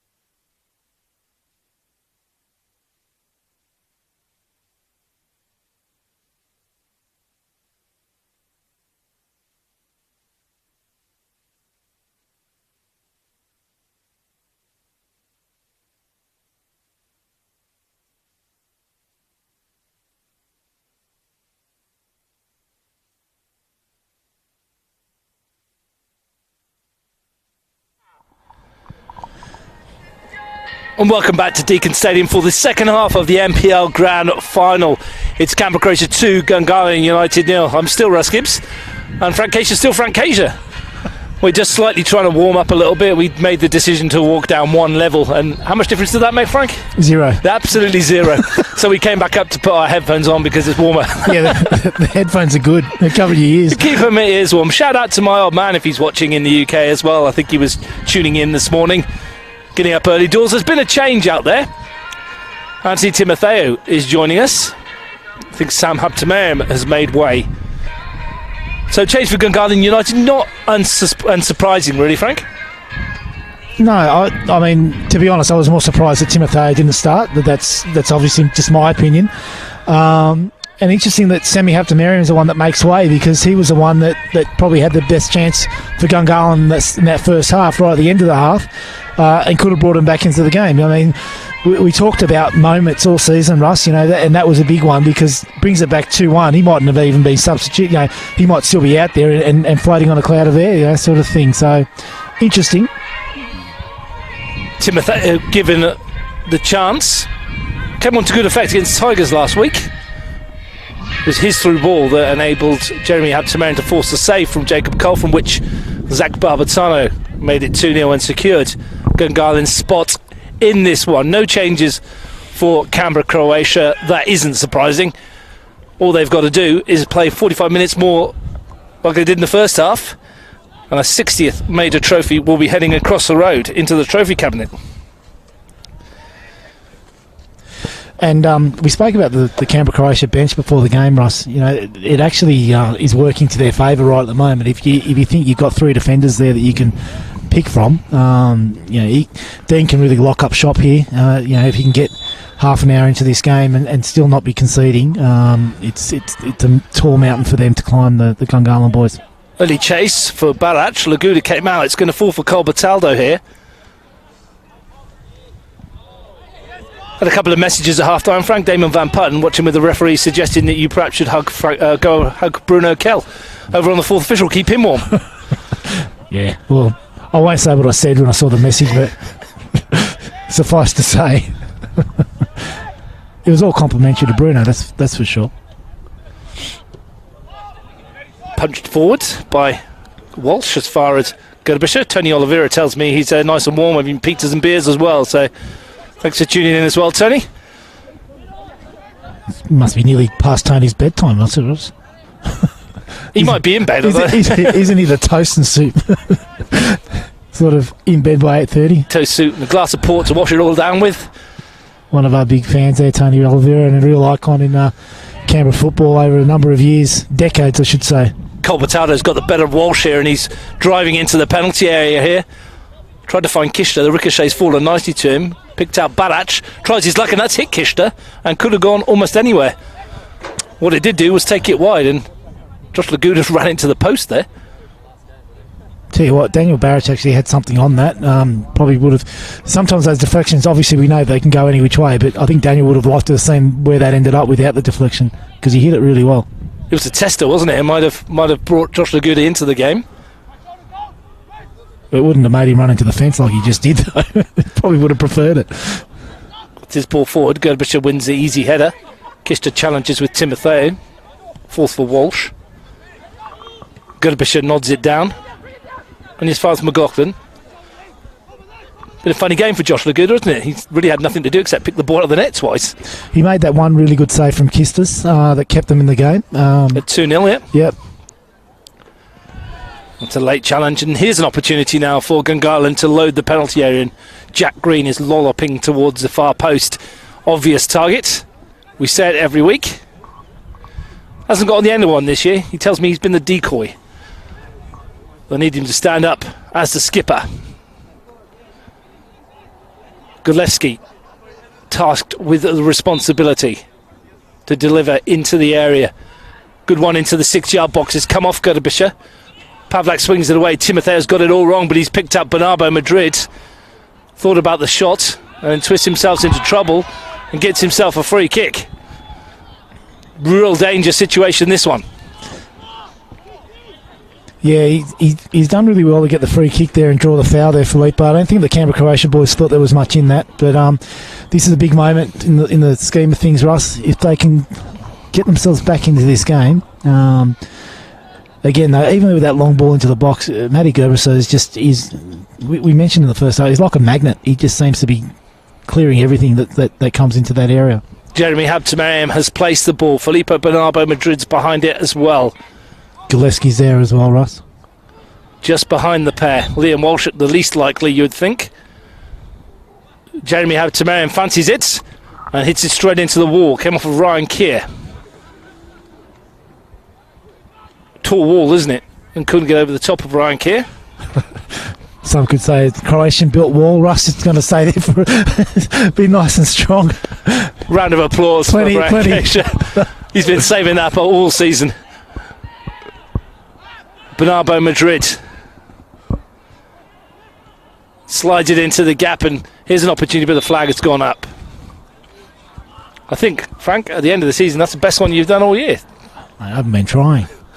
That was good, though. You can't pat yourself on the back. Just watch there me. You go. Just watch me.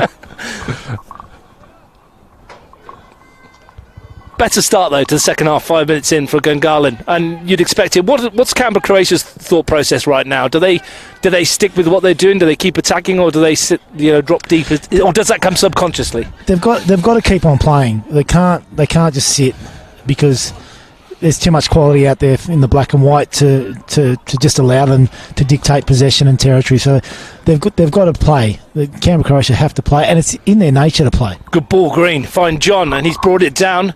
Gerber, though, too strong, too quick, and too good. And lets the referee have a word as well. We've missed hearing Matt Gerber this afternoon. He's usually full of things to say. Got one comment. What have we got now? Well, my old mate at Olympic there, Nick Papanikolaou, told me to stick to coaching. It was a good line, Nico. What are you talking about?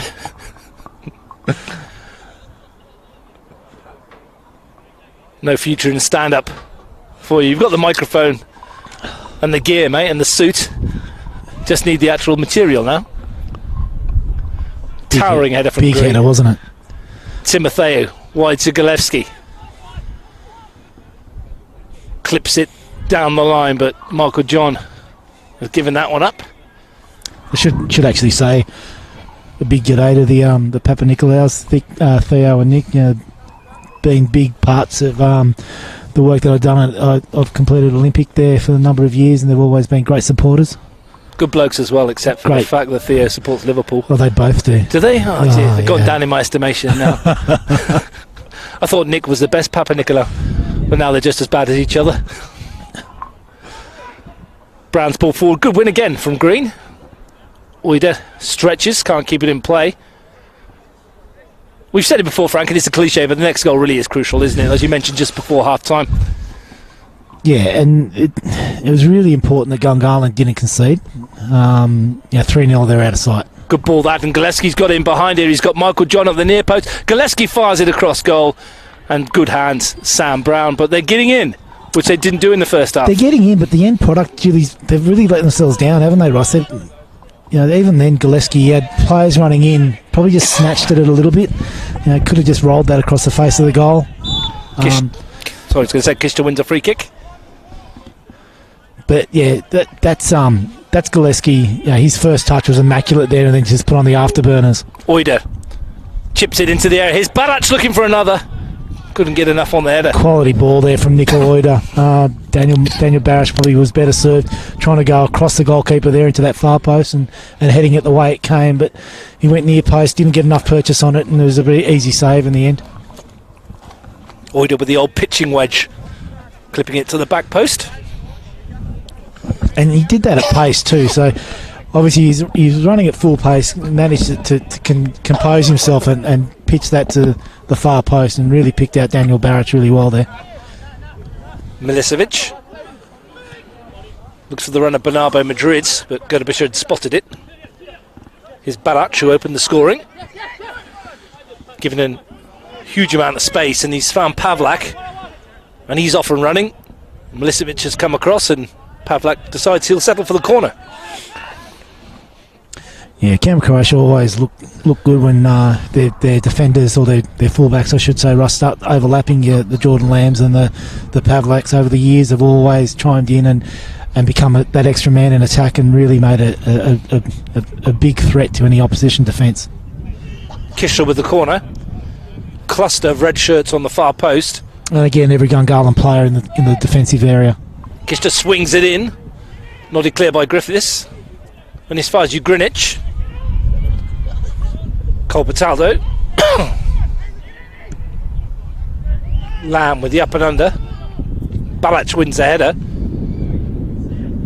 Gungahlin struggling to get rid of this one. McLaughlin does his best. Michael John is able to bring it under control and try and trigger a forward attack here, and Oida stops it in his track rather cynically with a pull back on Jeremy Hampton-Marion.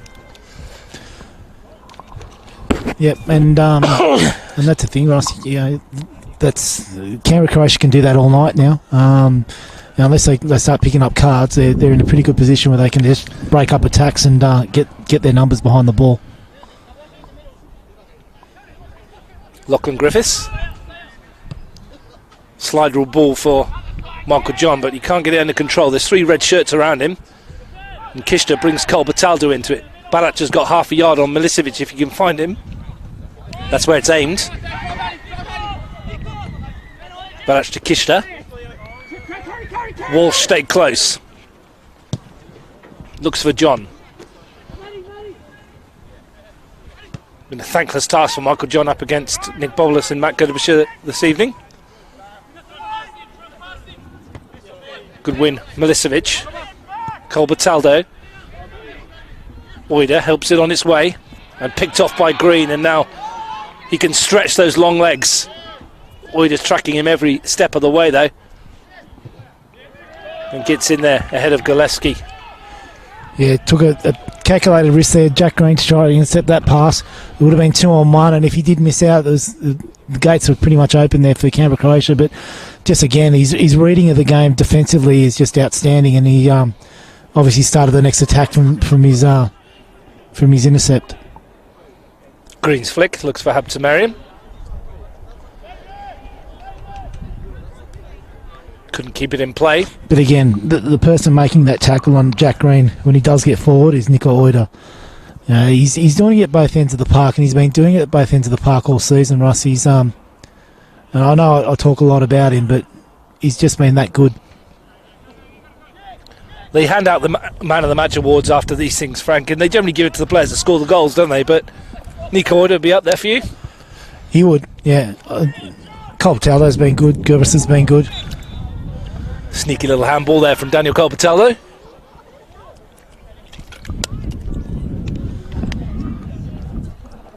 Eight minutes gone in the second half. Canberra Croatia still lead 2-0 men's NPL Grand Final here live on Bar TV Sports from the nation's capital. Bobulus swings it away. McLaughlin nods it back to Walsh. It's been a better second half for Gungahlin though. Yeah, some sharp play there from Felipe Bernardo Madrid there too, Russ. Balac brings it down, but only to the benefit of Timotheu. Scrappy period of play. Neither side able to string together a couple of passes at all at the moment. McLaughlin bundles his way through one. Milicevic is in there as well. Kishta tries to restore some sort of order. Oida does so with a lovely touch over the head of Hampton-Marion. Greenwich has peeled wide. Lambs bust a gut to get up from full-back here. And that's a beautiful sliding challenge from Lachlan Griffiths. Yeah, Canberra Croatia did well not to give away a free kick in the defensive third there, Ross. The ball was bouncing around. It was getting quite physical there, and managed to break from Kistis through to Oida again, and then Jordan Lamb getting forward. We mentioned that when Canberra Croatia get their fullbacks forward, how much they add to their attack. Oida finds Colbertaldo, who strikes it goalwards and forces a save from Laguda. I think saw it very late, but got down and turned it away for the corner. Yeah, good strike there, I think, with the left foot there, Daniel Colbertaldo. Great save again from Laguda. Turned that around the post.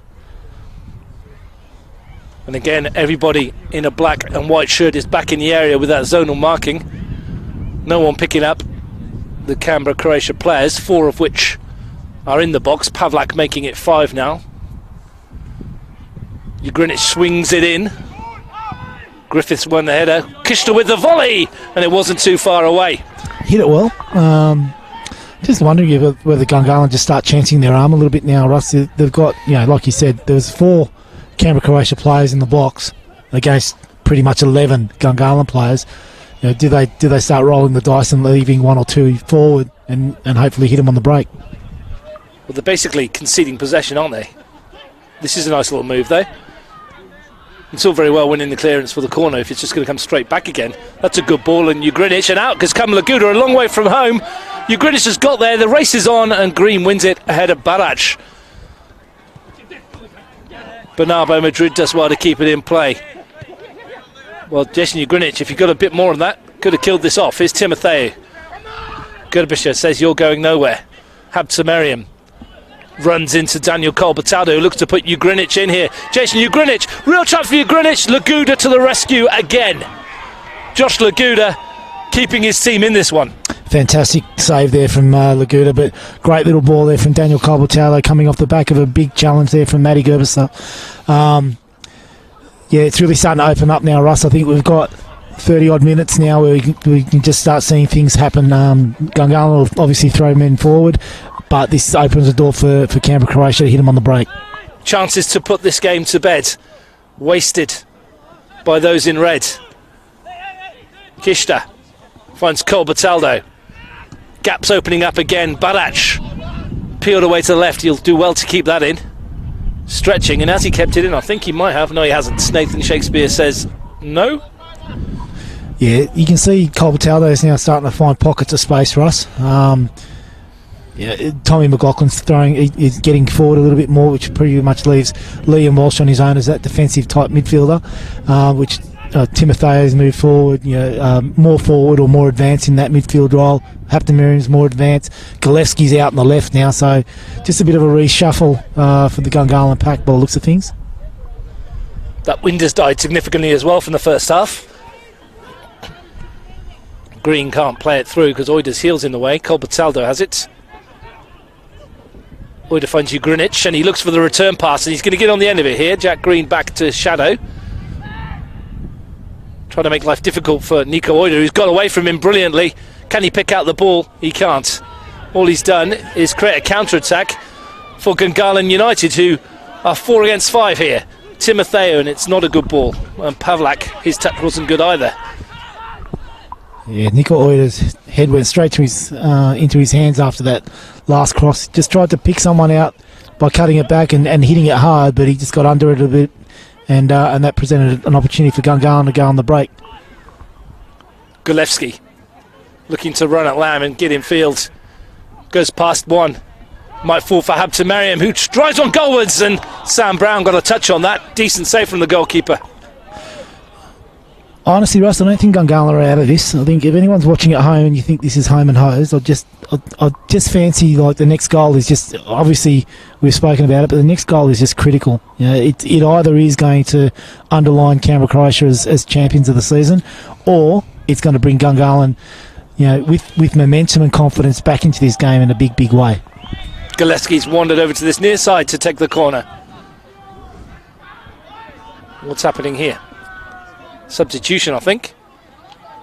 They're going to do it before the corner. Mishka Namoski's coming on for Tom McLaughlin. An attacking change.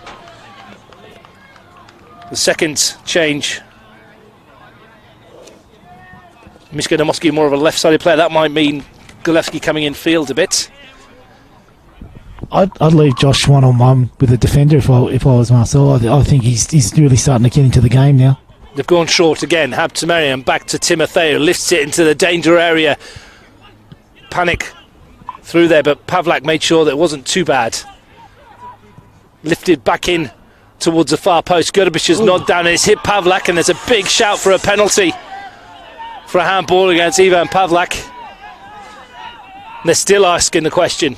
Gillespie challenged by Pavlak, and the flag has gone up for offside, I believe. It was from a throw-in, Russ. I don't think. He couldn't have been, could he? Or did their shirt pull, maybe? I don't know. I thought the flag was up for potentially a penalty there. But what was the penalty shout for the handball for you? What did you see? There? Based on what I saw last week, yeah. I've seen him given. Seen him given with yellow cards following. Yeah. Alex Toomey not having a bar of it though. Balach flick. Colbertado infield to Kishta. He's got away from Timotheo, can't get away from Habsamariam. Griffiths wide to Namoski. Very experienced player, Mishko Namoski. Timotheo. Green. Griffiths. They're giving it a go. Gungahlin, but they need to find a way through. And there's the omnipresent threat on the break, of course. The Canberra Croatia could end this once and for all. Pavlak. Balach. Nicely turns away from Timotheo. Kishta goes square to Kier. Oida, he's got that space to run into. Again, lovely ball from Kier to advance Oida forward. Ugrinic. Colbertaldo looking to twist and find a shooting angle. Kier shows too much of it to Habtamir. Now the break might be on. Josh Galeski can run at Matty Gerbischer, and he's past Gerbischer. Galevsky in full flight towards the far post. Bernardo Madrid off the bar. Did it cross the line? It did. Game on here at Deakin Stadium. Felipe Bernardo Madrid, for the fourth time this season, scores at this venue, and Gungahlin are back in the contest. Cracking finish. Obviously hit the underside of the bar and run over the line, but that all came from a Canberra Croatia attack where it looked like Colbertaldo was about to play in Jason Ugrinic and turned out, lost the ball, and a lightning break there from Josh Galeski. Took on Matty Gerbis the one-on-one. Ball into the back post, and some finish there from Felipe Bernardo Madrid. 59 goals in 79 NPL matches. I had a glance down. Nathan Shakespeare had no doubt that it went down. I think it hit the underside of the bar, went over the line, came back, hit the bar again, didn't it? I thought for sure it was in, because you could see the net move. It looked like it, didn't it? It looked like it was in. The old angle down and then back up again and back out. And what is it about this venue and Felipe Bernardo Madrid? All 4 goals from him this season at Deakin Stadium. Now we've got a game. And that's what I said, Russ. I just had a feeling that there was more in this. And I think, yeah, this is far from over. And I think if it, that goal has brought obviously Gungahlin right back in it. Now it's about not conceding again. Colbertaldo bursting forward. He's been brought down here by Tom Milicevic, who's going to see yellow.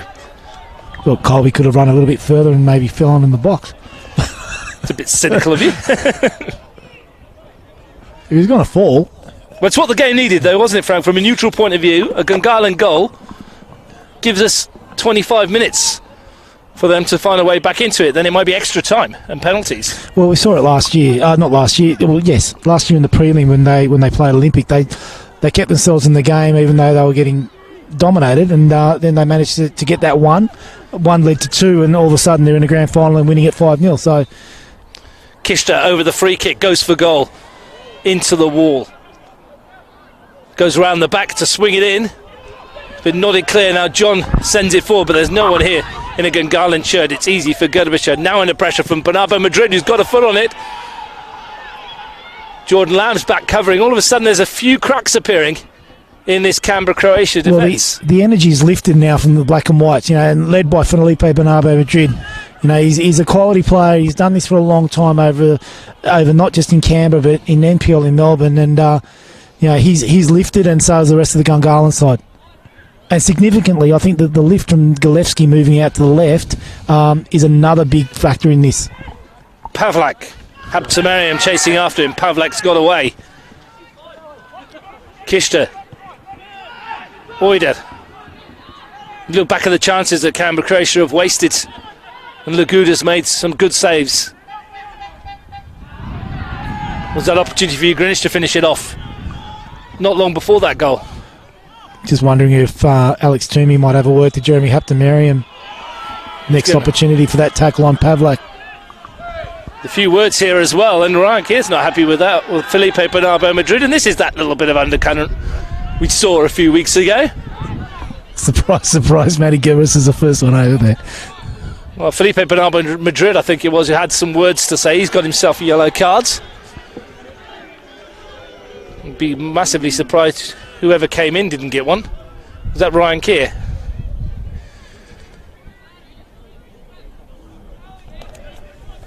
There's 3 players from Gungahlin booked, none from Canberra, Croatia as yet. Bernardo Madrid obviously thought that there's a bit of milking of that going on. Yeah, I think that was probably the comment, or words to those effect. I would have thought so. Please, can you get up? You seem to be wasting our time. You're milking this. Halfway through the second half, 21 and a half minutes to play here at Deakin Stadium. Felipe Bernardo Madrid's goal has given the Gunners some hope. They've got some defending to do now. Jordan Lamb over the free kick.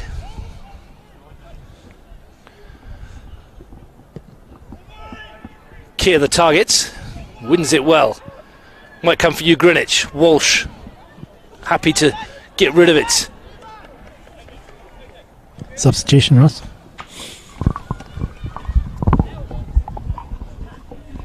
Daniel Subasic into the fray. I reckon it's Ivan Pavlik is just feeling the effects of that challenge that Jeremy Haptamariam just popped in on him. Well, Ivan Pavlik, sorry Frank, 178 NPL appearances for Ivan Pavlik, and this will be the last time he walks off a field in Canberra, retiring after this one. So, bit of great serving as we mentioned in the pre-game show, and he's cool time on his career alongside Aidan Brunskill. Should make a shout about Aidan Brunskill. He called time on his career at the start of the season as well. Congratulations to both of them. They've been great servants to the club, and the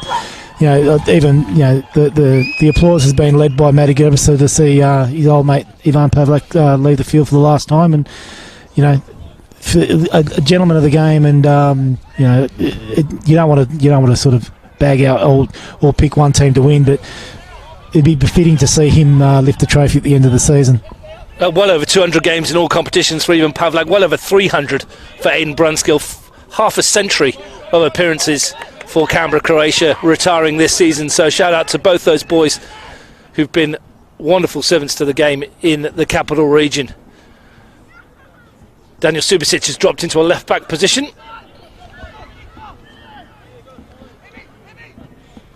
Timotheo into the final 20 minutes, raking ball forward, and Gerbischer was there, and Michael John called him a little late, and Matt Gerbischer didn't like that. No, that's the one that I think has been brewing all game, Ross. Jack Green runs into Nico Oida. Gungahlin won a free kick, not given. I think their fans appealed more. Oida lifts one towards Badac, who brings it down nicely. Subasic outside him, and Badac just used him as the decoy. Has looked for you, Greenwich. Well, I think that might have come off the back of you, Greenwich. It may have been out of play, though. Might have been behind the dead ball line. So to corner to Canberra, Croatia again. As you mentioned, Frank, everybody coming back. It's obviously how they defend their corners, Ross, and it's got them this far, working so far this year's season. So I guess Marcel's not going to change it now. Strange to zonal marking though. You look at that in the penalty area, and there's nobody picking up any red shirts whatsoever. No, and then you look at halfway line. You've got 3 red shirts marking nobody. Could they afford to put another person forward? Cole Bataldo, really deep delivery. Jack Green was up there with Oida, and he came off the red shirt and out for a goal kick. So even with 11 in the box, the red shirt wins the header. Yeah, everyone has their own tactics and their own Absolutely, setup. Yeah. I've never been a big one for zonal marking myself, as I think my dad, as he's watching, always says, don't see space scoring a goal, do you? Well, very rarely. I mean, I was going to say he's a Tottenham fan, so he would have seen plenty of goals going over the years, usually in their own Apologies to anyone with a surname Space. Yeah. Is that too? Well, is that too? Maybe we need someone called that. Pick up Space. Griffiths has it for Gungahlin. Milicevic. Bernardo Madrid. He's been the inspiration behind what could be a comeback, but he's given that one away. Oida's picked it off. He'll have to do it on his own, though. Jack Green stops him. Greenwich been sliding in as well. Well, whatever happens in the next 17 minutes, Frank, I don't think it's going to be dull. No, you can see it's just starting to bubble again to the surface, Ruff. So there's a few tackles coming in, and the tempers are starting to get to the point where you can see something just happening. Colbertaldo to Keir. Bobulus. Fairly aimless ball forward. Griffith's clearance wasn't much better. Here's Kishta. Advancing into a different position. Fires it goalwards! Emilio Kishta with the stunning strike that may well seal it. Top corner, top draw, top player. 3-1. Haven't we seen some great goals tonight, Russ? And that's probably the pick of the bunch. He's absolutely just cracked that top corner, and Timotheo was trying to stop him advancing, but as soon as he got anywhere near the edge of the box, he just let rip, and I think it's a long road back now for Gungahlin. I thought they were well in it at 2-1, but that can take the wind out of their sails, I'd imagine. 5 goals this season from Emilio Kishta, 1 from the penalty spot, the other 4 from out of this world. Well done. I don't mind that.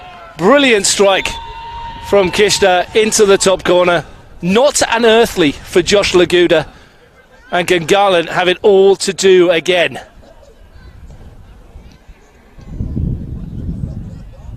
Can they find a way back? Can they pick themselves up from the canvas? When I said I didn't think it was going to be dull, didn't think we were going to see that. That was outstanding. It was outstanding, Russ, and there's no better way of saying it. Here they come again. It's 3-on-2. Colbertaldo, Oida to the left. Colbertaldo finds Barach. It's open up for Daniel Barach, and he's put it in the side netting. Gungahlin players surrounding Alex Toomey now, questioning the call on Liam Walsh. Half the stadium thought that was in.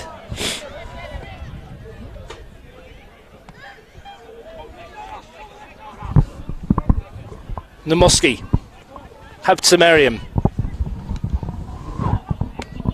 Jack Green gives it away. Kishta, clipped ball forward towards Greenwich. He's brought it down nicely, and he's found Barach in space. Daniel Barach bearing down on goal. Daniel Barach denied by the foot of Tom Milicevic. Corner kick. The Gouda again coming off his line really quickly, just closing the angle. Whether he got the last touch or Milicevic, his goalkeeping ability to come off his line and close angles is unquestionable, Russ. Kishta with the corner. Can't shoot from there, can he? Wouldn't put it past him. Kishta from the set piece, another deep one towards the far post. Subasic got up highest, couldn't direct the header. It's a goal kick, the ball's out of play, and Josh Laguda's not happy, and he's had a... What's he said there, Frank? I can't say what he said there, but I don't know what he can complain about. The ball's gone out for a goal kick, so he can't play on with the ball in his hand. Alex Toomey's been very generous there. Well, I think Alex Toomey's decided to not descend this into farce and put the goalkeeper in the sin bin.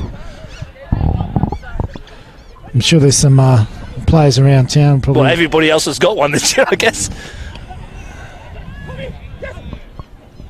Gerberscher, that one's out the ground. Halfway down the street. Timotheo looks for the runner, Michael John. Gerberscher with the diving header, unorthodox but effective. Probably could have put his foot on that, Matty Gerberscher. Milicevic. John. Bobulus got in ahead. It's fallen nicely for Jordan Lamb. This is firing up again, I reckon, Ross. Oida, there's something coming, isn't there? Kishta. Green tries to extol some sort of calm on the situation. He's found Bernardo Madrid, who took his half it. Habtemariam, he's trodden on it. And then lovely bit of skill to get away from Oida. And then Kishta. And then Oida again. Good run this, Habtemariam. And he's pulled it back. It's a real chance here for Bernardo Madrid. It's fallen for Liam Walsh. Galevsky looks to take on Subasic. Swings it in. Bernardo Madrid got up. Lovely run from Jeremy Habtemariam. Very mazy run there, wasn't Rusty? And really created something out of nothing there, Jeremy Habtemariam. Almost fell for Bernardo Madrid at the top of the box, but good defending again from Canberra, Croatia. I don't know if you noticed, Frank, but it is a bit warmer because the wind's completely dropped. No, I don't. I haven't noticed. Either that or we're just frozen. Just can't feel it anymore. I'm so numb. Milicevic. Let's come off of Bobolas' header. Gudabich has nodded it back towards his own goal. All he does, sent it in the direction it needs to go. Kia finds Kolbatado. There's a lot of space for Barac here, but Kolbatado can't find him. Milicevic to Gillespie. There's going to be a lot of space because Gungahlin need a goal. They need two. Bernardo Madrid fizzes it towards goal. Sam Brown had it covered. We talk about attitude a lot, Ross, and you've asked me like throughout the season, like what sort of attitude will Canberra Croatia turn up? Do they need to win or whatever? There was your example. There were 3 headers there at the top of the box, all won by Canberra Croatia boys. Nick Bobolas, Matty Gervasa, and then Niko Oida. And really just their willingness to win a contest, a 50-50 contest time and time again, is just underlined just how well they've done this season and just the character of the side that's 3-1 up. Marcel Munoz has shuffled his deck for the final time. Zach Barbatano is on for Tom Milicevic. An attacking change for the team who are chasing 2 goals. Subasic plays it off of Walsh. Barac still running, still full of running. A quiet start to the season, didn't he, Daniel Barac? But since finals, he's definitely stood up as well, and he's scored plenty of goals this year as well. He's got himself on the score sheet 5 times, or 6, including today, in 10 games. It's not a bad return for him. Oh, absolutely, and we mentioned this, just his work rate. You know, he pretty much wills himself into the game now. He if things aren't happening down his side, he'll go looking for the ball. He'll press defenders. He's just relentless at the pressure that he's putting on players. That was him forcing the throw. Subasic has it. 10 minutes left on the clock. Kolbataldo. Subasic. 10 minutes left in the grand final. Not 10 minutes left of the season. Myself and Frank will be back tomorrow morning, 11:15, if we've thawed out. Woden Western versus Monero Panthers in the bottom 4 final championship series. And don't forget, next week, NPL2 grand final, wherever that may be. I'll bring you some news of semi-final after this corner. Kishta swings it in. Nodded clear. Bernardo Madrid wants to bring it away and does bring it away. Gerbish steaming into this one. Wins it back. Kolbataldo. Loose ball. Jack Green. Namoski. Galevsky. Excuse me. Ryan Keir finds Jordan Lamb. He's stretching away. Kishta. And he's found Jordan Lamb, who's come across to this near side. Onto the right foot, looking for the curler. Jordan Lamb bends one, and it wasn't too far away. Josh Laguda was a little bit worried for a moment. Yeah, just didn't have the curve on it that he would have liked, but yeah, enterprising stuff there from the Canberra Croatia right back. NPL2 semi-final today. Congratulations to Gungahlin. They're into the grand final next week. They won a thriller against Canberra White Eagles, 3-2. 3 sendings off as well. 2 for the White Eagles and 1 for Gungahlin.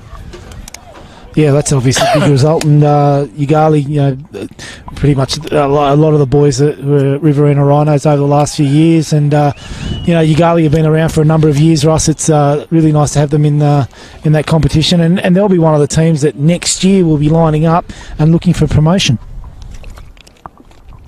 Well, they await their NPL2 grand final opponents. They'll find out tomorrow, 4 o'clock here at Deakin Stadium. Queanbeyan City versus Wagga City Wanderers. Could we get an interstate NPL2 final? Wagga versus Gungahlin, or will Queanbeyan? Well, it's interstate then, isn't it? Well, I guess they're from New South Wales as well, aren't they? Yeah. Yeah, I guess they both are. You're just looking for a road trip, Being Russ. technical. You're looking for a road trip, Russ. There could be a road trip. Subasic. Looking for Barac. They do want to hold the NPL2 grand final here, but that will depend on ACT government restrictions being eased. Kishta sweeps that one towards the far post. Interesting, isn't it, that this is the grand final of NPL, like the NPL, and yet we've got games happening after it. Yeah, it's a bit strange. It is. I mean, if you are an early bird, tomorrow morning, 9 a.m, you can watch the under-23s bottom 4 grand final as well from Deakin Stadium. 4 more matches on this venue tomorrow. 7 minutes left of this one. Lamb wins the header. Keir in midfield. Barbatano wins the ball, but does so by grabbing a chunk of Ryan Keir's shirt. Miško Namoski playing ball boy.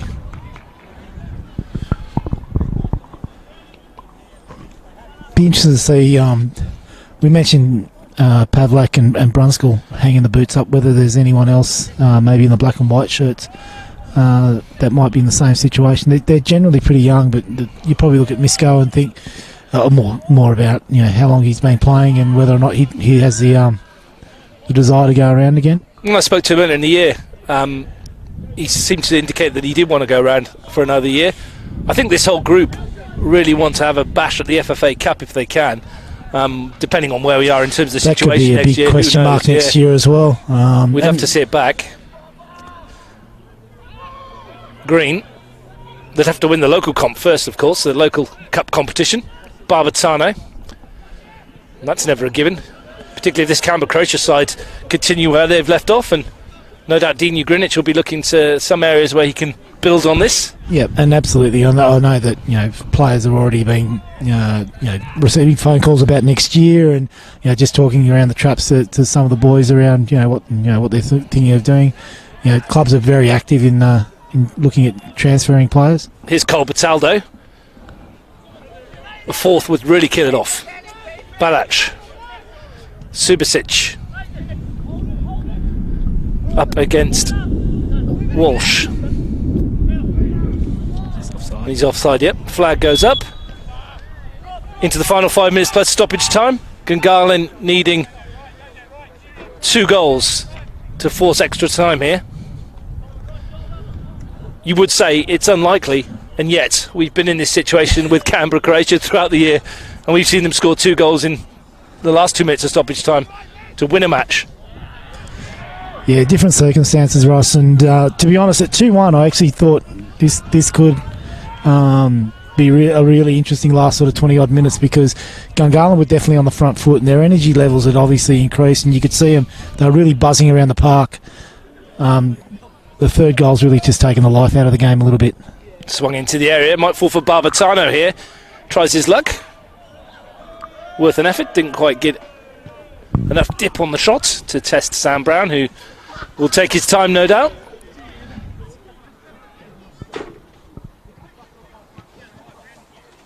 Zach Barbatano happy to have a pop from distance, and why not?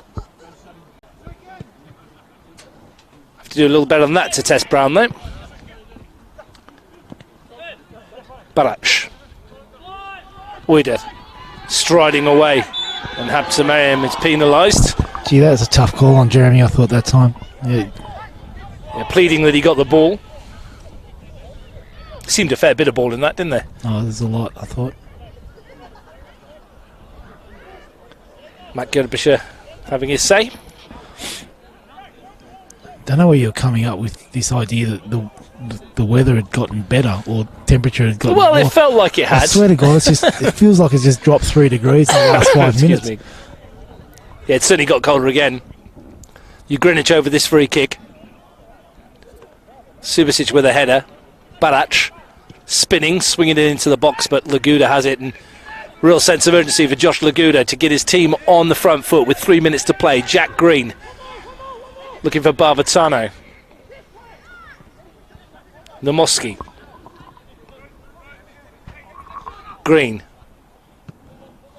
Walsh. Bernardo Madrid, whose goal brought Gungahlin back into it at 2-1 before Emilio Kishler's worldie. Balac. Keir. Disguised pass to Uida. Greenwich. 150 games today, remember. Interesting, isn't it, Russ? You've got Emilio Kistis, who was playing at Monero last season. in a team that started threaded for the top four halfway through last year and then sort of fell away last few games, and yet here he is, banging in goals for Canberra, Croatia in a grand final, and he's had a big year, and just shows you how fortunes can change.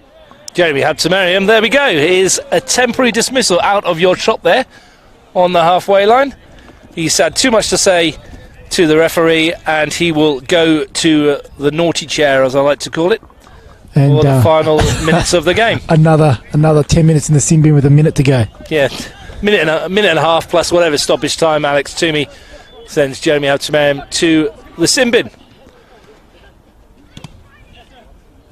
Not what Gungahlin needed. Colbertaldo. Griffiths put him under enough pressure. Liam Walsh in hurry-up mode.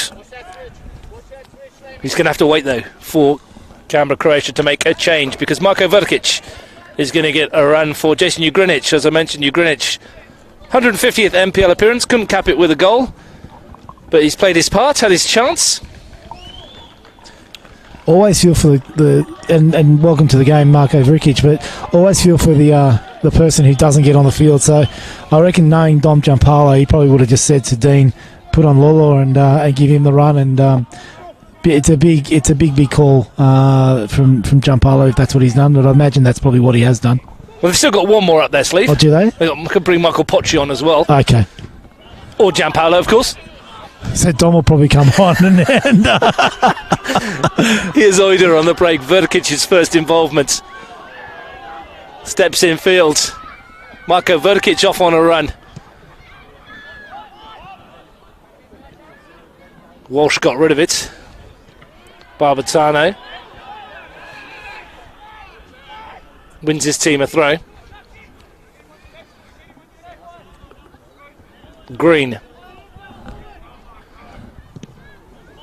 Charged down by Colbertaldo, picked up by Kishta. The Gouda's off his line, wouldn't be surprised if he has a go.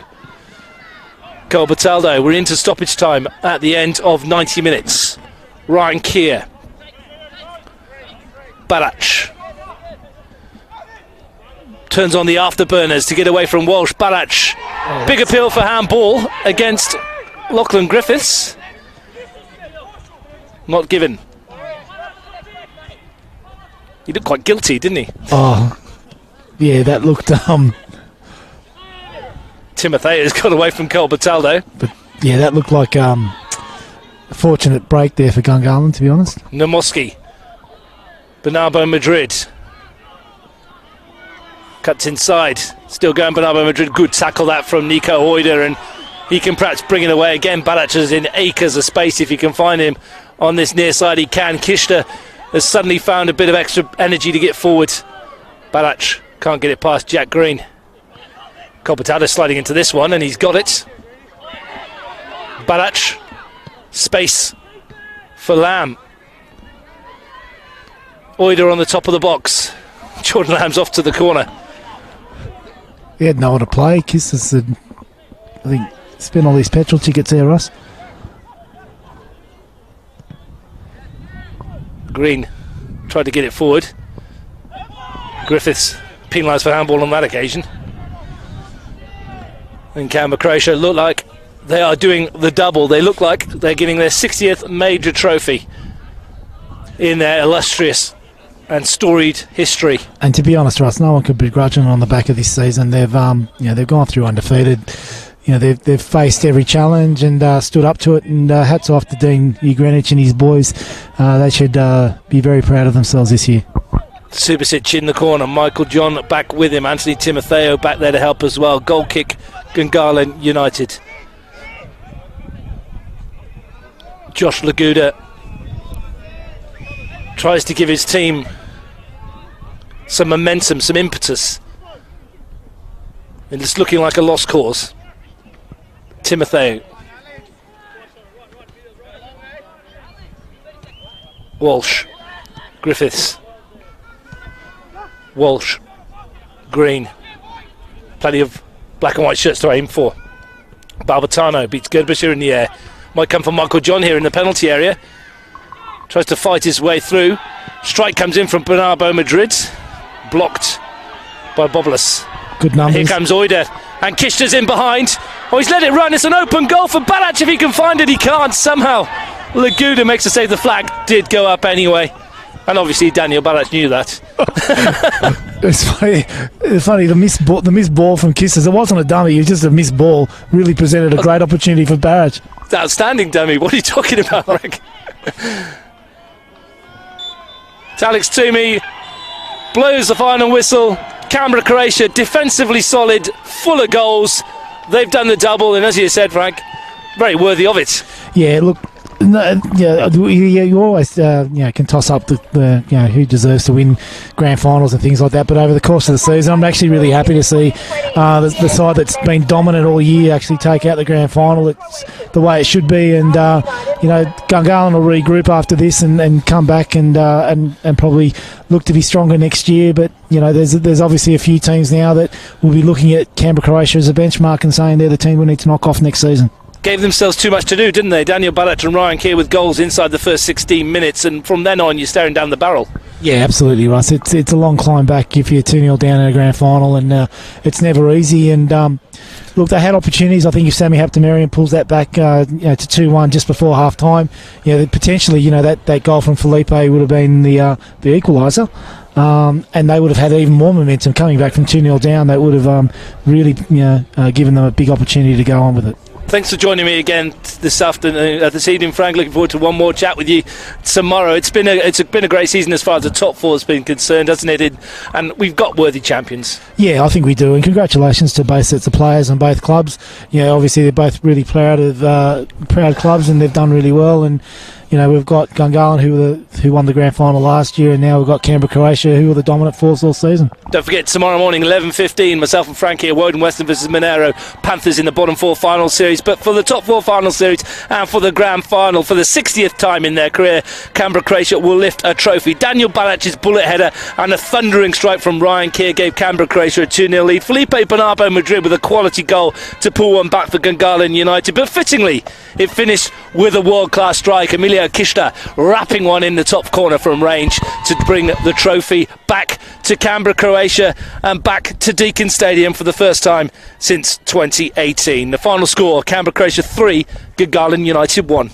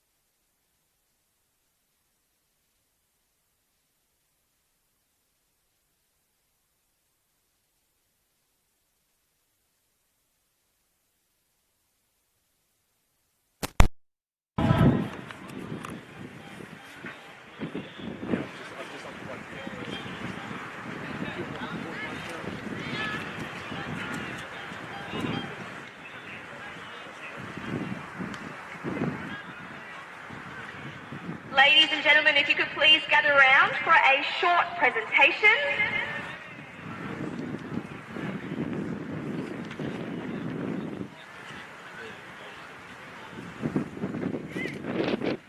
First of all, a big congratulations must go to Canberra, Croatia and Gungahlin United on making the grand final this season and for a great match tonight. Please give them a round of applause.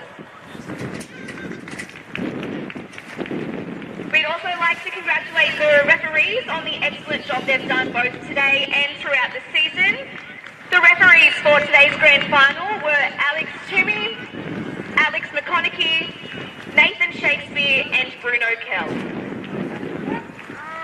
So we'd now like to award the player of the match. This is awarded to the player judged best on ground. The player of the match for the 2021 NPL Men's First Grade Grand Final from Canberra, Croatia is Nico Oida.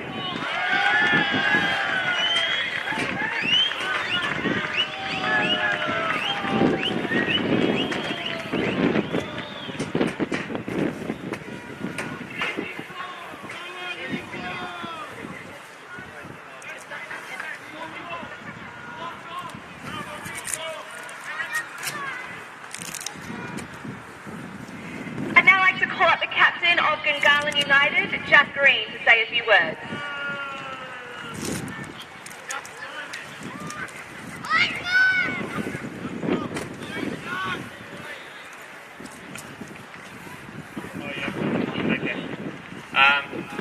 Congratulations, Canberra, Croatia. You guys have been very consistent this year and well deserved on the performance tonight. And hopefully see you here again next year.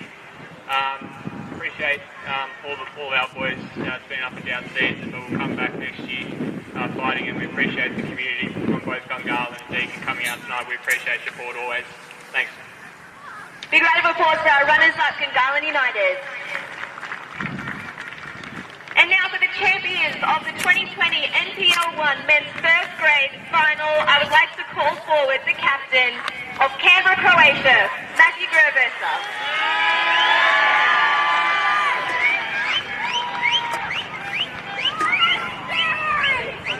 Oh, sorry, okay. Oh, fair enough. First of all, I'd like to thank all the supporters for coming out on this freezing cold night. Well done to Capital Football for putting on such a good event. To Gungahlin, unlucky. Hopefully you guys get back to it next year. And to our boys, there's a special mention. We've had a few retirees this year. Aidan pulled out early in the year, but there was one today that played. We were hoping he'd make 90, but he didn't quite make it. So, let's call Padlock all the way up here. Take the trophy.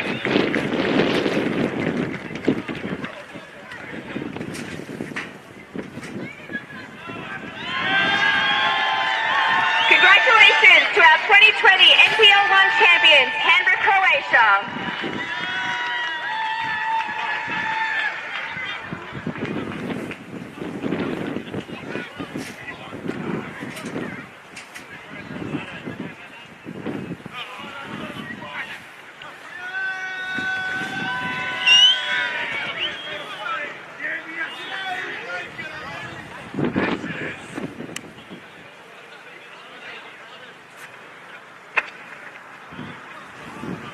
Thank you for your attendance today and tonight. We hope that you all enjoyed the football on display. Stay safe and have a good night.